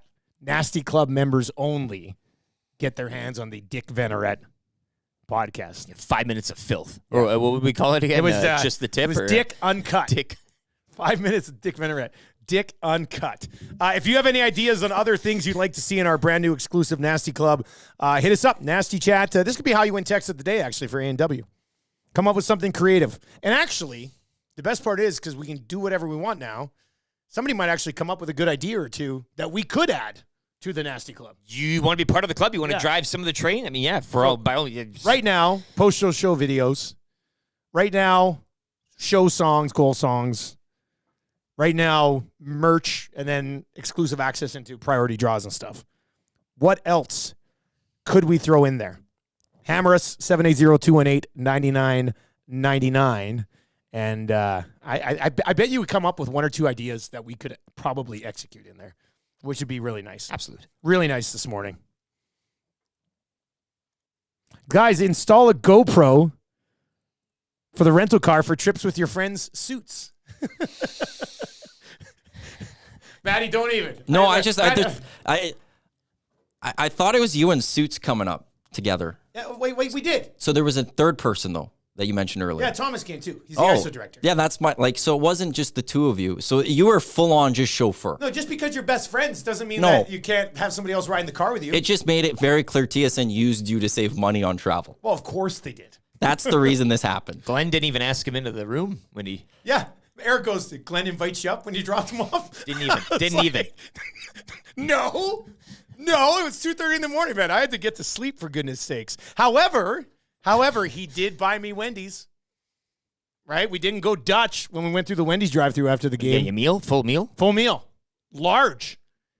And I don't think he goes through Wendy's very often. I have a tendency to go through Wendy's once in a while, and the large is way too much. I usually get the small. Yeah, it's like, so he's like, we'll get larges. I was just like, all right, you crazy bastard, let's do it. And it was way too much pop. Way too much pop. You I could drank all, like half of it. the three of you could have shared a large for that. But anyway, that's one friend purchasing a meal for another friend. Maddie sent a picture of me up to me. He goes, you guys aren't standing very close in the booth. It just seemed like you guys were a little far apart. Suits doesn't eat Wendy's. He's a healthy guy. No, it was his idea. It's like, I didn't want to be the guy who's like, let's hit a drive-thru on the way home. But he goes, we should probably stop somewhere for some fries. I was just like, Fries? sure. Yeah, Oh, that was have some fries. So love language. yeah, we'll figure that out. All right, Rishaug's waiting. Should we just get to him? We don't have to blow through an update here, and then let's just bring in Ryan Rishaug. He can talk about Rishaug. Would you? Wait! Before we bring in Rishaug, what are we doing? Rishaug, you just sit there for 1 second.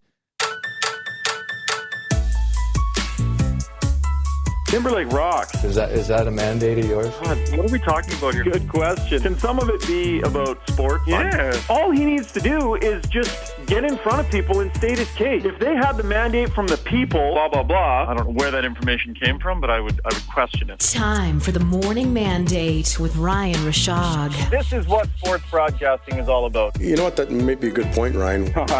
You broke the story, Ryan. Rishaug is one giant 6'2" pile of Charmin. I want to get one of those little pianos, a Casio or whatever, and there you can hold it and play the piano music. I'd love to learn. I'd love to learn. That would be fun. Give me a month. Really good. Shoggy, what's up, buddy?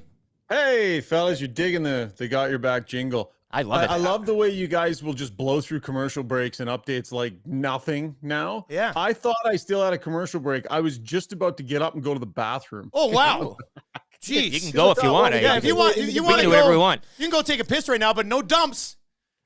Right? We can't wait for that long. So, Show model. I'm good. I'm Did an you have adult now. I glasses can on? hold it. Did you have glasses on when we Yeah, came I did. to you? I Put those took back them off. on for a second. I didn't know you were a glasses guy, dude. It's nice. Just nice mainly glasses, for 4 reading. eyes.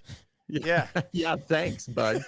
Between the thinning hairline and the glasses, it's a little bit too much mid-late 40s stuff going on. So I wanted to take them off and be useful. Have you thought about your look in your 60s? Like, are you already being like, what type of old man am I going to be? Have you used a filter on anything yet? You know, like to see what it's going to look like? No, it's not. I mean, my dad was a handsome older fella. You know, he looked good in his 60s. Which is encouraging for you, right? Like that's great news. Yeah, but I'm probably trending to have less hair than he did. So I don't know how that's going to affect things. And as Terry Ryan pointed out to me on the podcast one time, he was like, Shoggy, I can't do his accent. I tell you, you're one of my friends. I think of him. There's a decent looking guy, right? Strong looking, decent looking guy. And you need to enjoy that because let me tell you, my friend, when it goes, and it's coming soon, you are going to go from an 8-ish to a 4 lightning fast.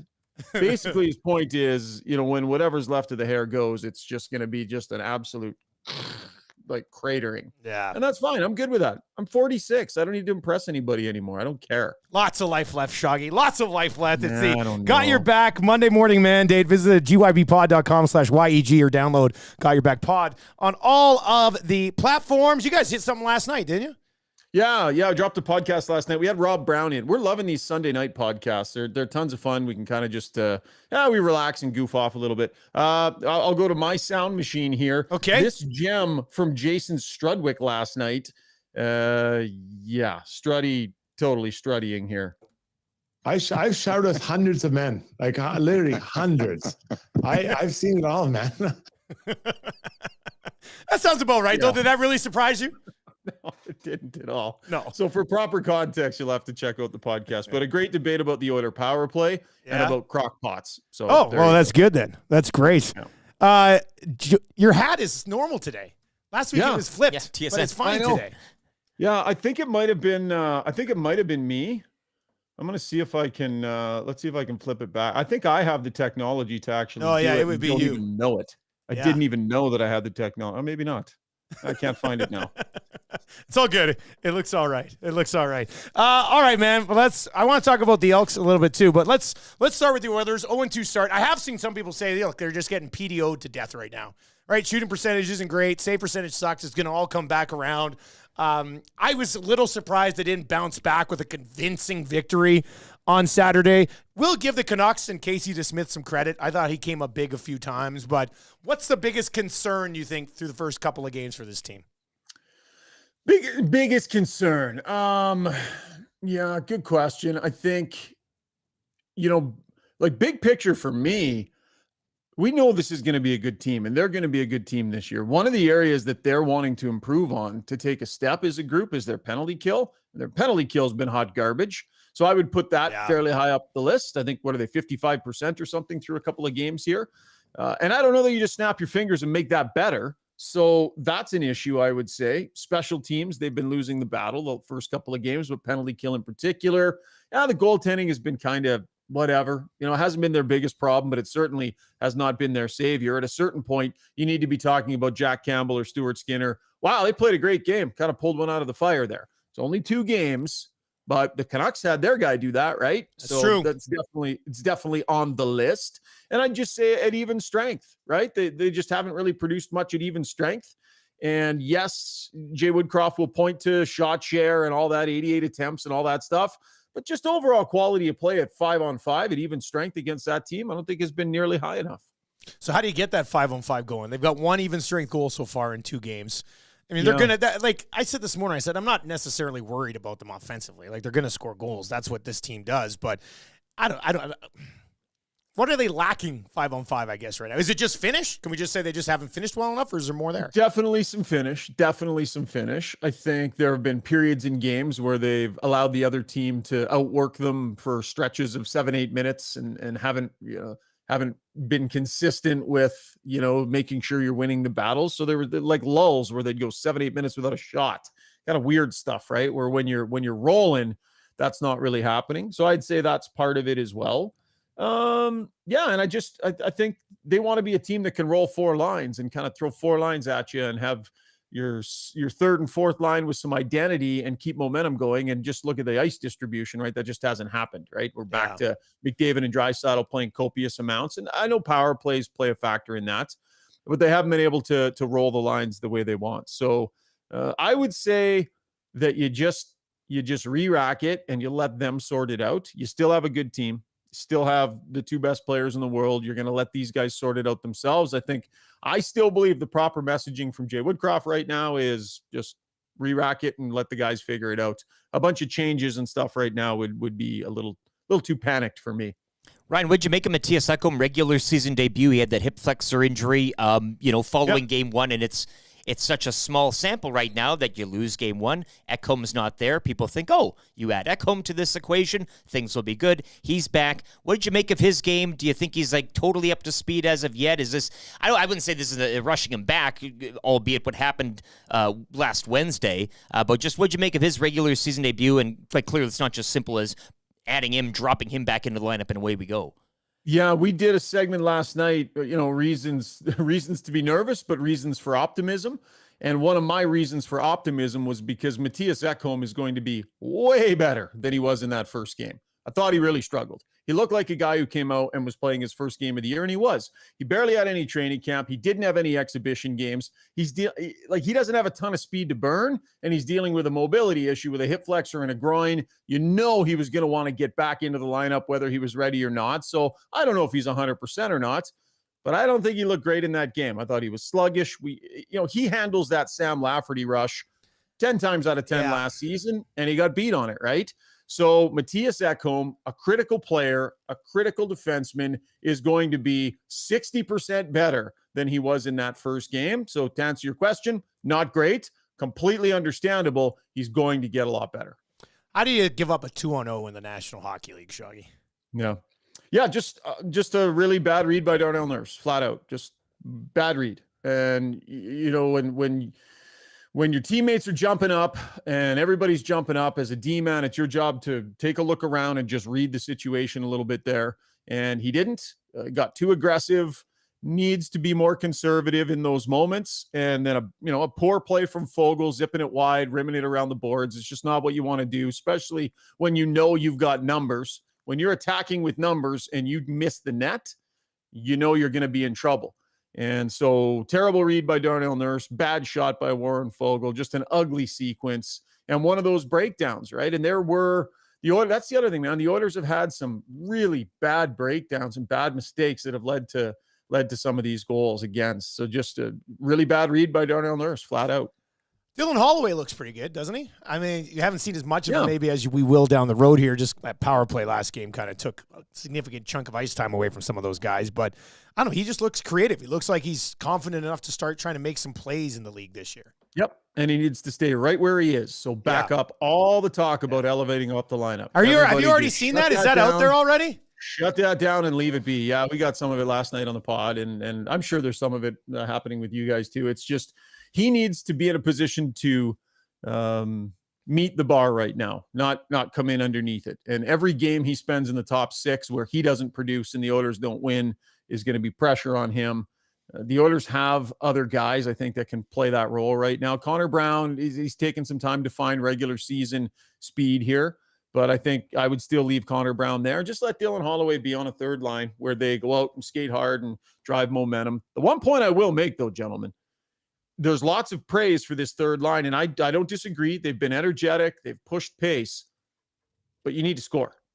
Like good teams, their third line contributes. So when you go 2 games when don't have even strength goals, you can look at the third line and say that is a line that's supposed to be kicking in here and there. The bar is not just be an energetic line that goes out and doesn't lose your shift. That's what a fourth line does. Third lines on good teams need to contribute. And I would say for Holloway and Fogle and McLeod that, it doesn't need to be a crazy amount, but the bar shouldn't be look energetic. They need to be kicking in and producing. I mean, I think the same can be said for the second line. Well, of course. Like Evander Kane and stuff, right? 100%. Yeah. 100%. Yeah. I just don't want the bar for a third line to be like, yeah, boy, they sure look like they were trying hard. Yeah, stay even, right? Like that, you need to contribute on a good team. Like Dylan Holloway needs to have a year where he produces a little bit. So leave him there. Let that line get some synergy. Something is going to pop for them here at a certain point, but they're going to need those guys. But leave him where he is. No bumping him up the lineup yet. Back to Jack Campbell? Yes. Yeah, I think so. Makes sense, right? Stuart Skinner got the start. They didn't win. How about Stuart Skinner after the game too? Was that notable to you guys as it was to me? I don't know if you heard his post-game comments, but we were in the locker room and I asked him the question. I said, obviously not the start anybody wanted here, Stuart, but like where are you at with your play and your game? And he was like, I'm actually really happy. I think it's going really well. He said, I thought I played well in relief the other night. I thought I played good. And then, I'd maybe want to take a look at the fourth one here tonight. But other than that, I feel like I played really well. So I'm actually really happy with where things are at. And I was just like, he's an optimist. Well, and not that I necessarily disagree or think he's delusional or anything like that. Stuart Skinner is the guy that would like fall on the sword, right? Jack Campbell too. I got to figure out a way to not let that fourth one in. Bottom line, wasn't good enough tonight. I need to be better to give my team a chance to win. That's what we've heard from those two all last year. But it's almost like somebody said to them, guys, own the ones that are yours, but stop owning all of it all the time. Take that pressure off yourself. Stop owning every single thing. Because for him to stand there with 8 goals against on 32 shots and say, I feel like I'm playing pretty well, that was really notable and interesting to me. Sporting a 750 and thinking you're playing pretty well is, But that's the thing, though, Dusty. Like, I mean, how many do you blame him for the other night? Have you guys had that discussion? I mean, the fourth one to me, the other one's a 2-on-0 and the other one's a deflections. Yeah. So I was getting it with somebody on the 2-on-0 because it was a 2-on-0, but it went right through him. I was just but it's a 2-on-0, so you can't really blame him. But at the same time, I thought it was kind of awkward. It went right through him. But I mean, good scoring chance for sure. There's no doubt about that. Ryan, I just don't know that we're going to have goalies that sit there and are like, it's my fault. It's my fault. I think Jack Campbell's going to try and get away from that. I think Stuart Skinner's going to try and get away from that. I think they're going to it was very optimistic in his mind, realistic assessment of his play. And it was just a different tone. And I thought, oh, okay, interesting. It'll be interesting to hear how he handles that this year. If that's a wholesale change in the way he's going to handle those questions. Let's flip over to the Elks game. Should we get to the boots, Eric? Should we get to the let's up with those boots with your suit, Shaggy. We got to know. Are they that bad? Well, I mean, the picture that go grab them. Boots were good, but I think if you put the pant over top of the maybe tuck it over the top. It did look like the boots were kind of. It's weird that he keeps his boots in his office and not by the door either. So it wasn't in a. Why were your boots so close to you? Oh, so the front door is right. Oh, it's right there. Oh, okay. All right. I was just like, you keep your boots in your office? No, I do. I have all my shoes and my boots and everything in the office. Anyway, back to the very important matter at hand. So this is what I was wearing. That bad. It's a nice boot, yeah. I wasn't sure what to expect weather-wise. And I didn't want to go dress shoes because dress shoes are hard on the feet when you're standing there for 5 hours, right? Yeah. Just a simple zip-up boot, liner inside to keep you warm. So this is what I chose to go with. I wasn't wearing a suit. This was not with a suit. I had more like slacks, if that's a thing still. And then I had my my TSN sort of dressier coat. So I was not in a full suit making this fashion choice. Yeah. But even in a full suit, if you got the pants down over top of that, it still looks pretty sharp. Yeah, no, and that was the problem is the pants had come up and were kind of hanging like a little bit awkwardly. So what you saw from the back was like that. Right. And that, sure, it's a little bit dumpy. It's not a great look. Yeah. So, so Tom decided to weigh in on Twitter and serve me up there for the people. But I stand by this decision. I mean, weather-wise, I think that was a good call. Comfort-wise, I'll stand by that all day long. Maddie's trying to set it up. Is that big enough? Let's see here. Yeah, it's tough to see. It's a little tough to see, but what's he doing? Maddie, just throw it right over top of us for 2 seconds. We're gonna just get a look at the boots here. Yeah, see, there's the picture of the boots. Like from the back, I can see it looks a little clunky, but no, you know what? Those are slacks. It's kind of cool, to be honest. Yeah. That almost looks kind of cool and modern to me. It's like a combat boot look. Yeah. Yeah, I feel like that was even more modern. But Sergeant Slaughter. Yeah. All right. Anyways, as for that team, if you could pass the message on to Tom to not annoy the working media while the working media is working, that would be appreciated. That's good. I like that. I love that one. Tommy's probably in the. I know. Well, yeah, there he is. Oh yeah, here he is. Gazola just said you were strutting on the sidelines with that look. So Tommy's in the chat this morning, kind of giving you the gears. You're gonna have to have a chat with him at the rink today. Yeah. Okay, so how do you look so good and get up 21-3 and then allow 32 straight points to end the home portion of your schedule? I thought, Hamilton losing meant Montreal didn't have anything to play for in that game. When Edmonton came out, went up 21-3, I thought, okay, Montreal might sort of just mail it in here. They've got their home playoff date locked up. But they didn't. They pushed back, and there was nothing there, not even offensively, for Edmonton in the second half of that football game. Yeah, I think what they ran into is a team that wasn't ready to just pack up their tents and head to the playoffs. Yeah. That's not what Montreal was about in that game, Dusty. Like you guys talked about it in the booth. Jason Moss over on that sidelines, I think, challenged his team, and I think they challenged one another. He sent the message very clearly that no, we are not going gently into the playoff night here. He wanted his team to find its game. So you recall they left him on the field. Yeah, the whole time. That third down. No, but that third down, remember they went for it on third down, and it was in a conventional game, you would have just taken the 3 points all day long. Jason Moss was like, nope, we're not where we need to be. This is about the bigger picture. You're staying on the field, get it done. And they got it done. And that quarterback, he pushed hard, man. And I interviewed him on the sidelines after the game. And the plan was not for him to play the whole game. He went to Jason Moss and said, I'm staying in, because they didn't like where their game was at. So I think you had a team that wasn't willing to go quietly and another team that got a little proud of itself, started making some mistakes. And the Elks don't have the pushback. When a team like Montreal is going to lean on them and mistakes start happening, they're not built with that pushback right now, and that's what needs to improve in the offseason. Well, we'll get into the Elks a little bit more here. They've got one game left, and we'll kind of do a postmortem on the season with you. What do you got coming up with Got Your Back this week, buddy? Yeah, so actually we're going to have some fun. We'll do a podcast Tuesday night, and then Thursday night we're going to be on location at Long Shots out here in Sherwood Park. Nice. So I know you guys have done lots of on-location stuff, and those are always entertaining podcasts. So we're going to do that out at Long Shots here in the park. Struds is going to come out. They've got the golf simulators up and running there too. And then, I'll be covering the Oilers today for TSN and whatever's needed through the week. So my regular day job and some podcast fun. All right, buddy. We'll catch up to you next Monday. All right. Sounds good. Good to talk to you guys. Yeah, you too. That's Ryan Rishaug. Oh, Guy Flaming in the house. The pie man. Hey, are you guys? I should have brought a pumpkin pie. Yeah. Dude, that was one of the best things I've ever seen. More on the hangout today with Guy and why he didn't use a fork or his hands in the pumpkin pie eating contest. Oh, we talked about that on the show last week. I forgot about it till he walked in this morning. God, that was hilarious.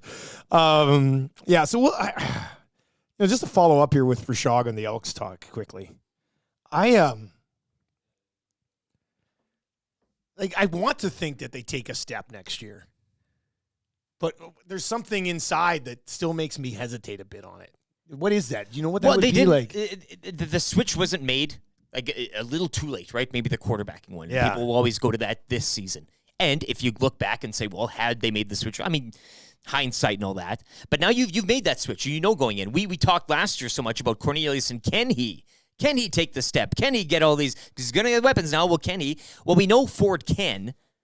So now this is something really to build for and going forward. And just these games, these collapsing, these getting the leads and collapsing, they're playing teams that have known how to win or are looking to win or need to win. This team doesn't really need to win. They haven't needed to win in a while, right? They've always been kind of the lesser than. Now they did kind of remain in that playoff talk, albeit because Calgary and Saskatchewan have been, running the sheets. So I think going into next season should fill you with more hope than what it was going into this season from last year, correct? Just with the play of Trey Ford. I would think so. Much more encouraging than that of Taylor Cornelius. I want to see what they add to the defense. Yeah, see sure. What they add, That's see personnel-wise, what they add to the defense this year. I think that would be.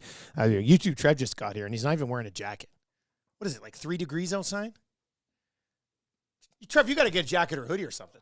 Must be freezing. He's got a hoodie. His that. forearms and elbows must be just freezing cold right now. Well, the question I would have for him, and does he park, like is he underground? Does he have indoor parking, or is he parking on the street?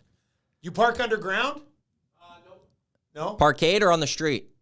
Okay, Street well then parking. that's it. Well, Because that's then you're getting into a cold vehicle. Like I come from a parkade. Yeah. Oh yeah, you're inside. Yeah. So it's the only time I need the jacket is walking from the car to inside So you here. can tough it out. So if I that's where. But if you're going right, that's bold. Hey boys, was just listening to you on my way to Fort Mac. I'm just wondering the betting website you guys use. Which one is it? It's easy to find the prop bets. I was on CoolBet, but I can't seem to find the prop bets. Thanks, Dennis. No, Dennis, you can go find them at CoolBet. What you have to do, I mean, it probably just takes a matter of getting used to it, but you basically just go to coolbet.com. It's actually a website that's designed mobilely, so it actually works really well on an app. If you just go to, let's just say for the football game tonight, click on NFL, you'll see the Dallas Cowboys and the Chargers, and then you'll see the plus 105. There's like a plus 105 on the right side underneath the yellow Bet Builder tab. Click on that, and then there's all your props. And there's hundreds of markets. So you can go find what you're looking for on that front. Lance is in and says, just signed up to the Nasty Premium Club. Hope I get a Sports Talk cameo Merry Christmas video. Oh, that's a nice one. Probably. Hey, yeah, we could definitely do something along those lines. There's lots we can do. If you have any ideas on what you would like to see us add to the Nasty Club. And by the way, thanks to all of you who've already signed up today. It's been pretty awesome. There are 3 different levels. If you missed it, let's kind of just quickly revisit. We announced it earlier today. I know Trev's put together a video that will get out there as well, but we launched the Nasty Club today. It's like our version of a non-pervert OnlyFans. Many of you have reached out and been like, well, can you do this? Can you do this? What are ways we can support you? So we decided to launch the Nasty Club. If you just go to edmontonsportstalk.com right now and click on Nasty Club at the top, that'll take you to a page, create an account, you roll in there, you'll see all the shows are there organized nicely so you can go watch and listen to the shows there. And then there's bonus content and exclusive offers. So bonus content, you sign up. There's the Nasty Club monthly membership. It's $4.99 a month. You get bonus content, post-show every day in there, access to all the goal songs as well. And then there's the Nasty Club annual membership and the Nasty Club annual premium membership. And there are different levels. You get a little bit more swag with the premium membership. You get into a draw that we're going to do for a couple of different draws, but a grand prize draw, which will be a night out with all of us. Both of those memberships will get you into a priority draw for the 2024 Summer Nasty Bash as well.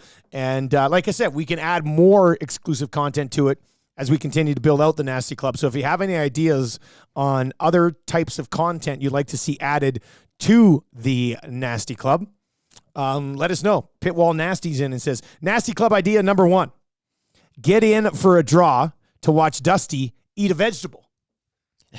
You pick the vegetable. They pick the vegetable? Anybody. They call the shots, right? They pick the vegetable, you pick the vegetable, whatever they want, right? 780-218-9999. RCN says, will we be able to view any of Macromala's orgies in the Nasty Club? Yeah, in color. That's a pretty good one. Lance says, I hope I get a low number on my membership card. I signed up as soon as I had a moment from work. So keep those ideas I think we're also here. skipping number 98 as well, hey? Just out of respect. Yeah, of course. We can't give out a 98 card. Guys, Nasty Club golf tourney. I'll host it at River Ridge. We have some plans for a golf tournament next year, too. So we'll see how that sorts it up. And Maybe like we do too. Maybe like an exclusive. Maybe Nasty we Club. do Yeah, that's not our bad, big yeah. EST golf tournament that I am planning already. But maybe we also do one where we invite the Nasties, Nasty Club members only, and we head out somewhere. A quick 9. Well, it could be a small little that one. could be fun. Yeah. We could probably do a draw for that. I don't think we'll be able to bring the entire club Well, I hope we can't bring the entire club. because it'd be too big.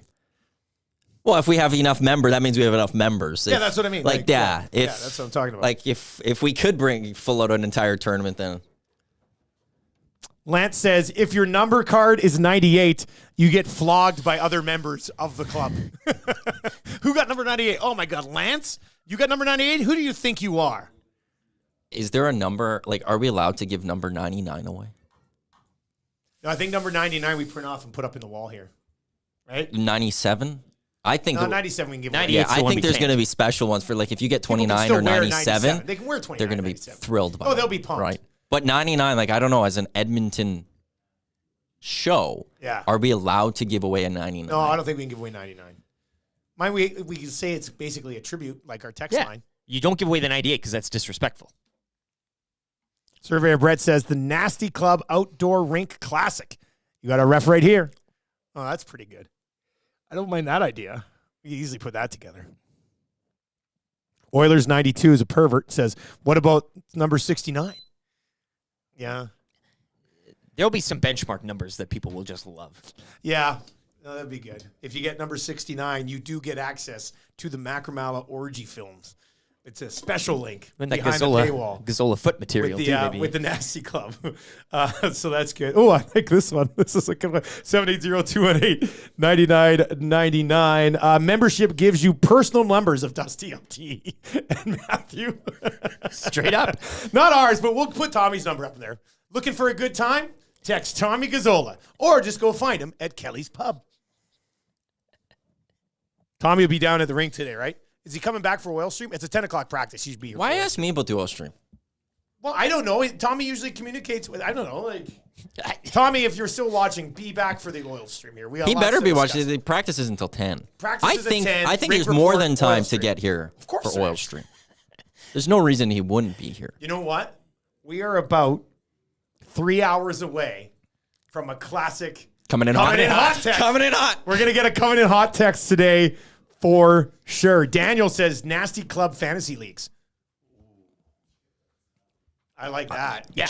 Can I say something about Joe Balinensky? He says number 69 gets you a discount at Seductions. We think it might be gone. Yeah. We think we might have caused enough heat. There's no sign there anymore. Yeah, plus my appointment was canceled. Why is a sign taken? They have a new sign, too, like a new open sign that's clearly not Yeah. theirs. They had a refrigeration truck, like a heating and cooling van, parked outside the other day with the front door wide open. So I'm sure, like, airing it out, cleaning it out. Something. There's something going up there. It's weird how it happens right after we start pointing it out. I know, that's weird. Did we get Seduction shut down? Are they moving in here? Are we moving in there? Are they just scared of us? You think that's what it is? These guys are causing too much. We got to go somewhere There's else. too much business. We've overloaded them. They're upgrading. Seductions is upgrading I to want a bigger, us better location. in 6 massage parlors. Yeah. In the building. Just us and then the rest of the massage here. D. White says Nasty Fantasy League's a great idea. It really is a great idea, isn't it? Hey, guys, how do I find out my pest number? Premium Edmonton Sports Talk. No, to be honest with you, for those of you who already signed up, we love that you like the idea. We love that you're willing to support it. And like we said, anything we make off this, we're going to try to actually pump it in some good marketing and more merch and stuff like that. So it's kind of just a way. For the number, before we get into the wrap by William Huff, all the membership packages will be available as mid-November. Yeah, so get your card then. Like the swag if you and would the card like, and everything, yeah. I can email it your number prior if you would like to know what number you're getting. No, you want it. This is Or like do you when want the surprise? This is how you want the with surprise? with the birth of a child. Okay. That's what I compare it to. But good on you for offering the option. I could do. That's I'll the wait. customer Because service then when you're your going to get package from the Nasty arrives or you come in to pick it up, you're like, oh, I already know I'm number 24. Fair enough. I think you'd rather be like, oh, let me see. It's like Christmas morning. Let me see what's my number. And then you're like, 24. I don't know. I think you'd like to keep that level of excitement. But good on you for the offer. This is an example of what you'll get dealing with the Nasty Club and the service that you'll get. Well, straight up, if you have any, like, this is a new thing we've launched. Yeah. It's going to evolve. It's going to grow. We'll try our best to improve it and make it better for the user as we go forward. If you have any questions, concerns, comments about it, please email me directly, matt@edmontonsportstalk.com. Just come right to me. It's very easy to remember, matt@edmontonsportstalk.com, with any thoughts, comments, feedback, and we'll see what we could do to make it better. I'm going to take this for a run right now. I'm actually logged in your account because I don't have one yet.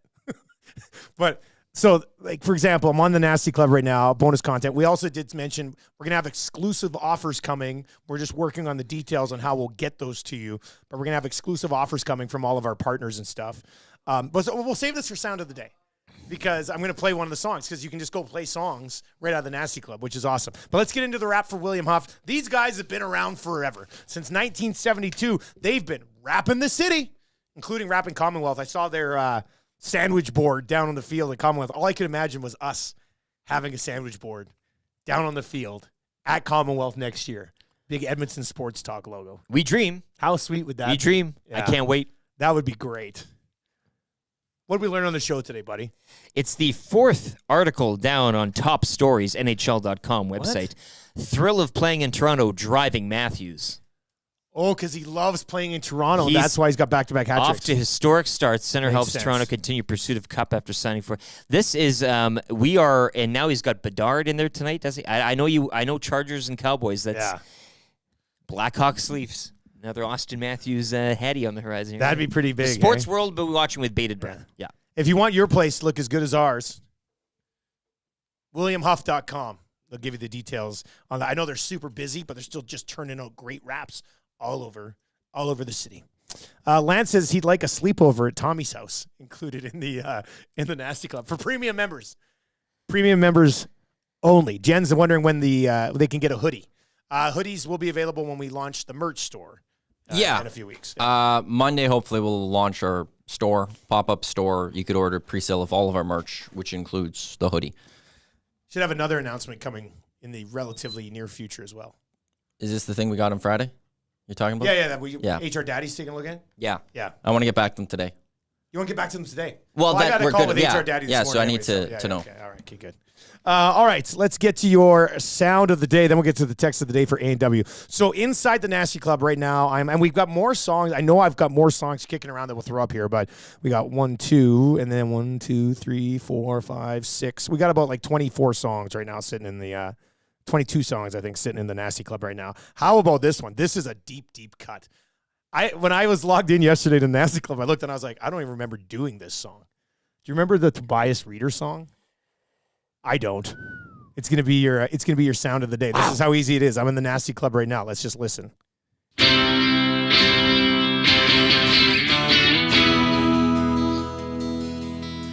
He signed in the summer to a 1-year deal. We got all excited, cause it seemed like a steal. His name is Toby. T-O-B-Y, Toby. He shoots a lot of pucks, but he can't seem to score. We hope for 12 goals and then maybe some more. His name is Toby. He got the McKinnon! He got the McKinnon he needed! Toby.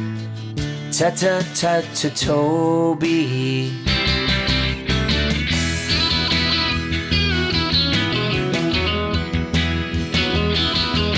Well, he's not the team's most physical guy, but he really wants to score. He's got that look in his eyes. His name is Toby. Toby. Well, I'm not dumb, but I can't understand when Bobby Nix blamed the season on this one man. His name is Toby.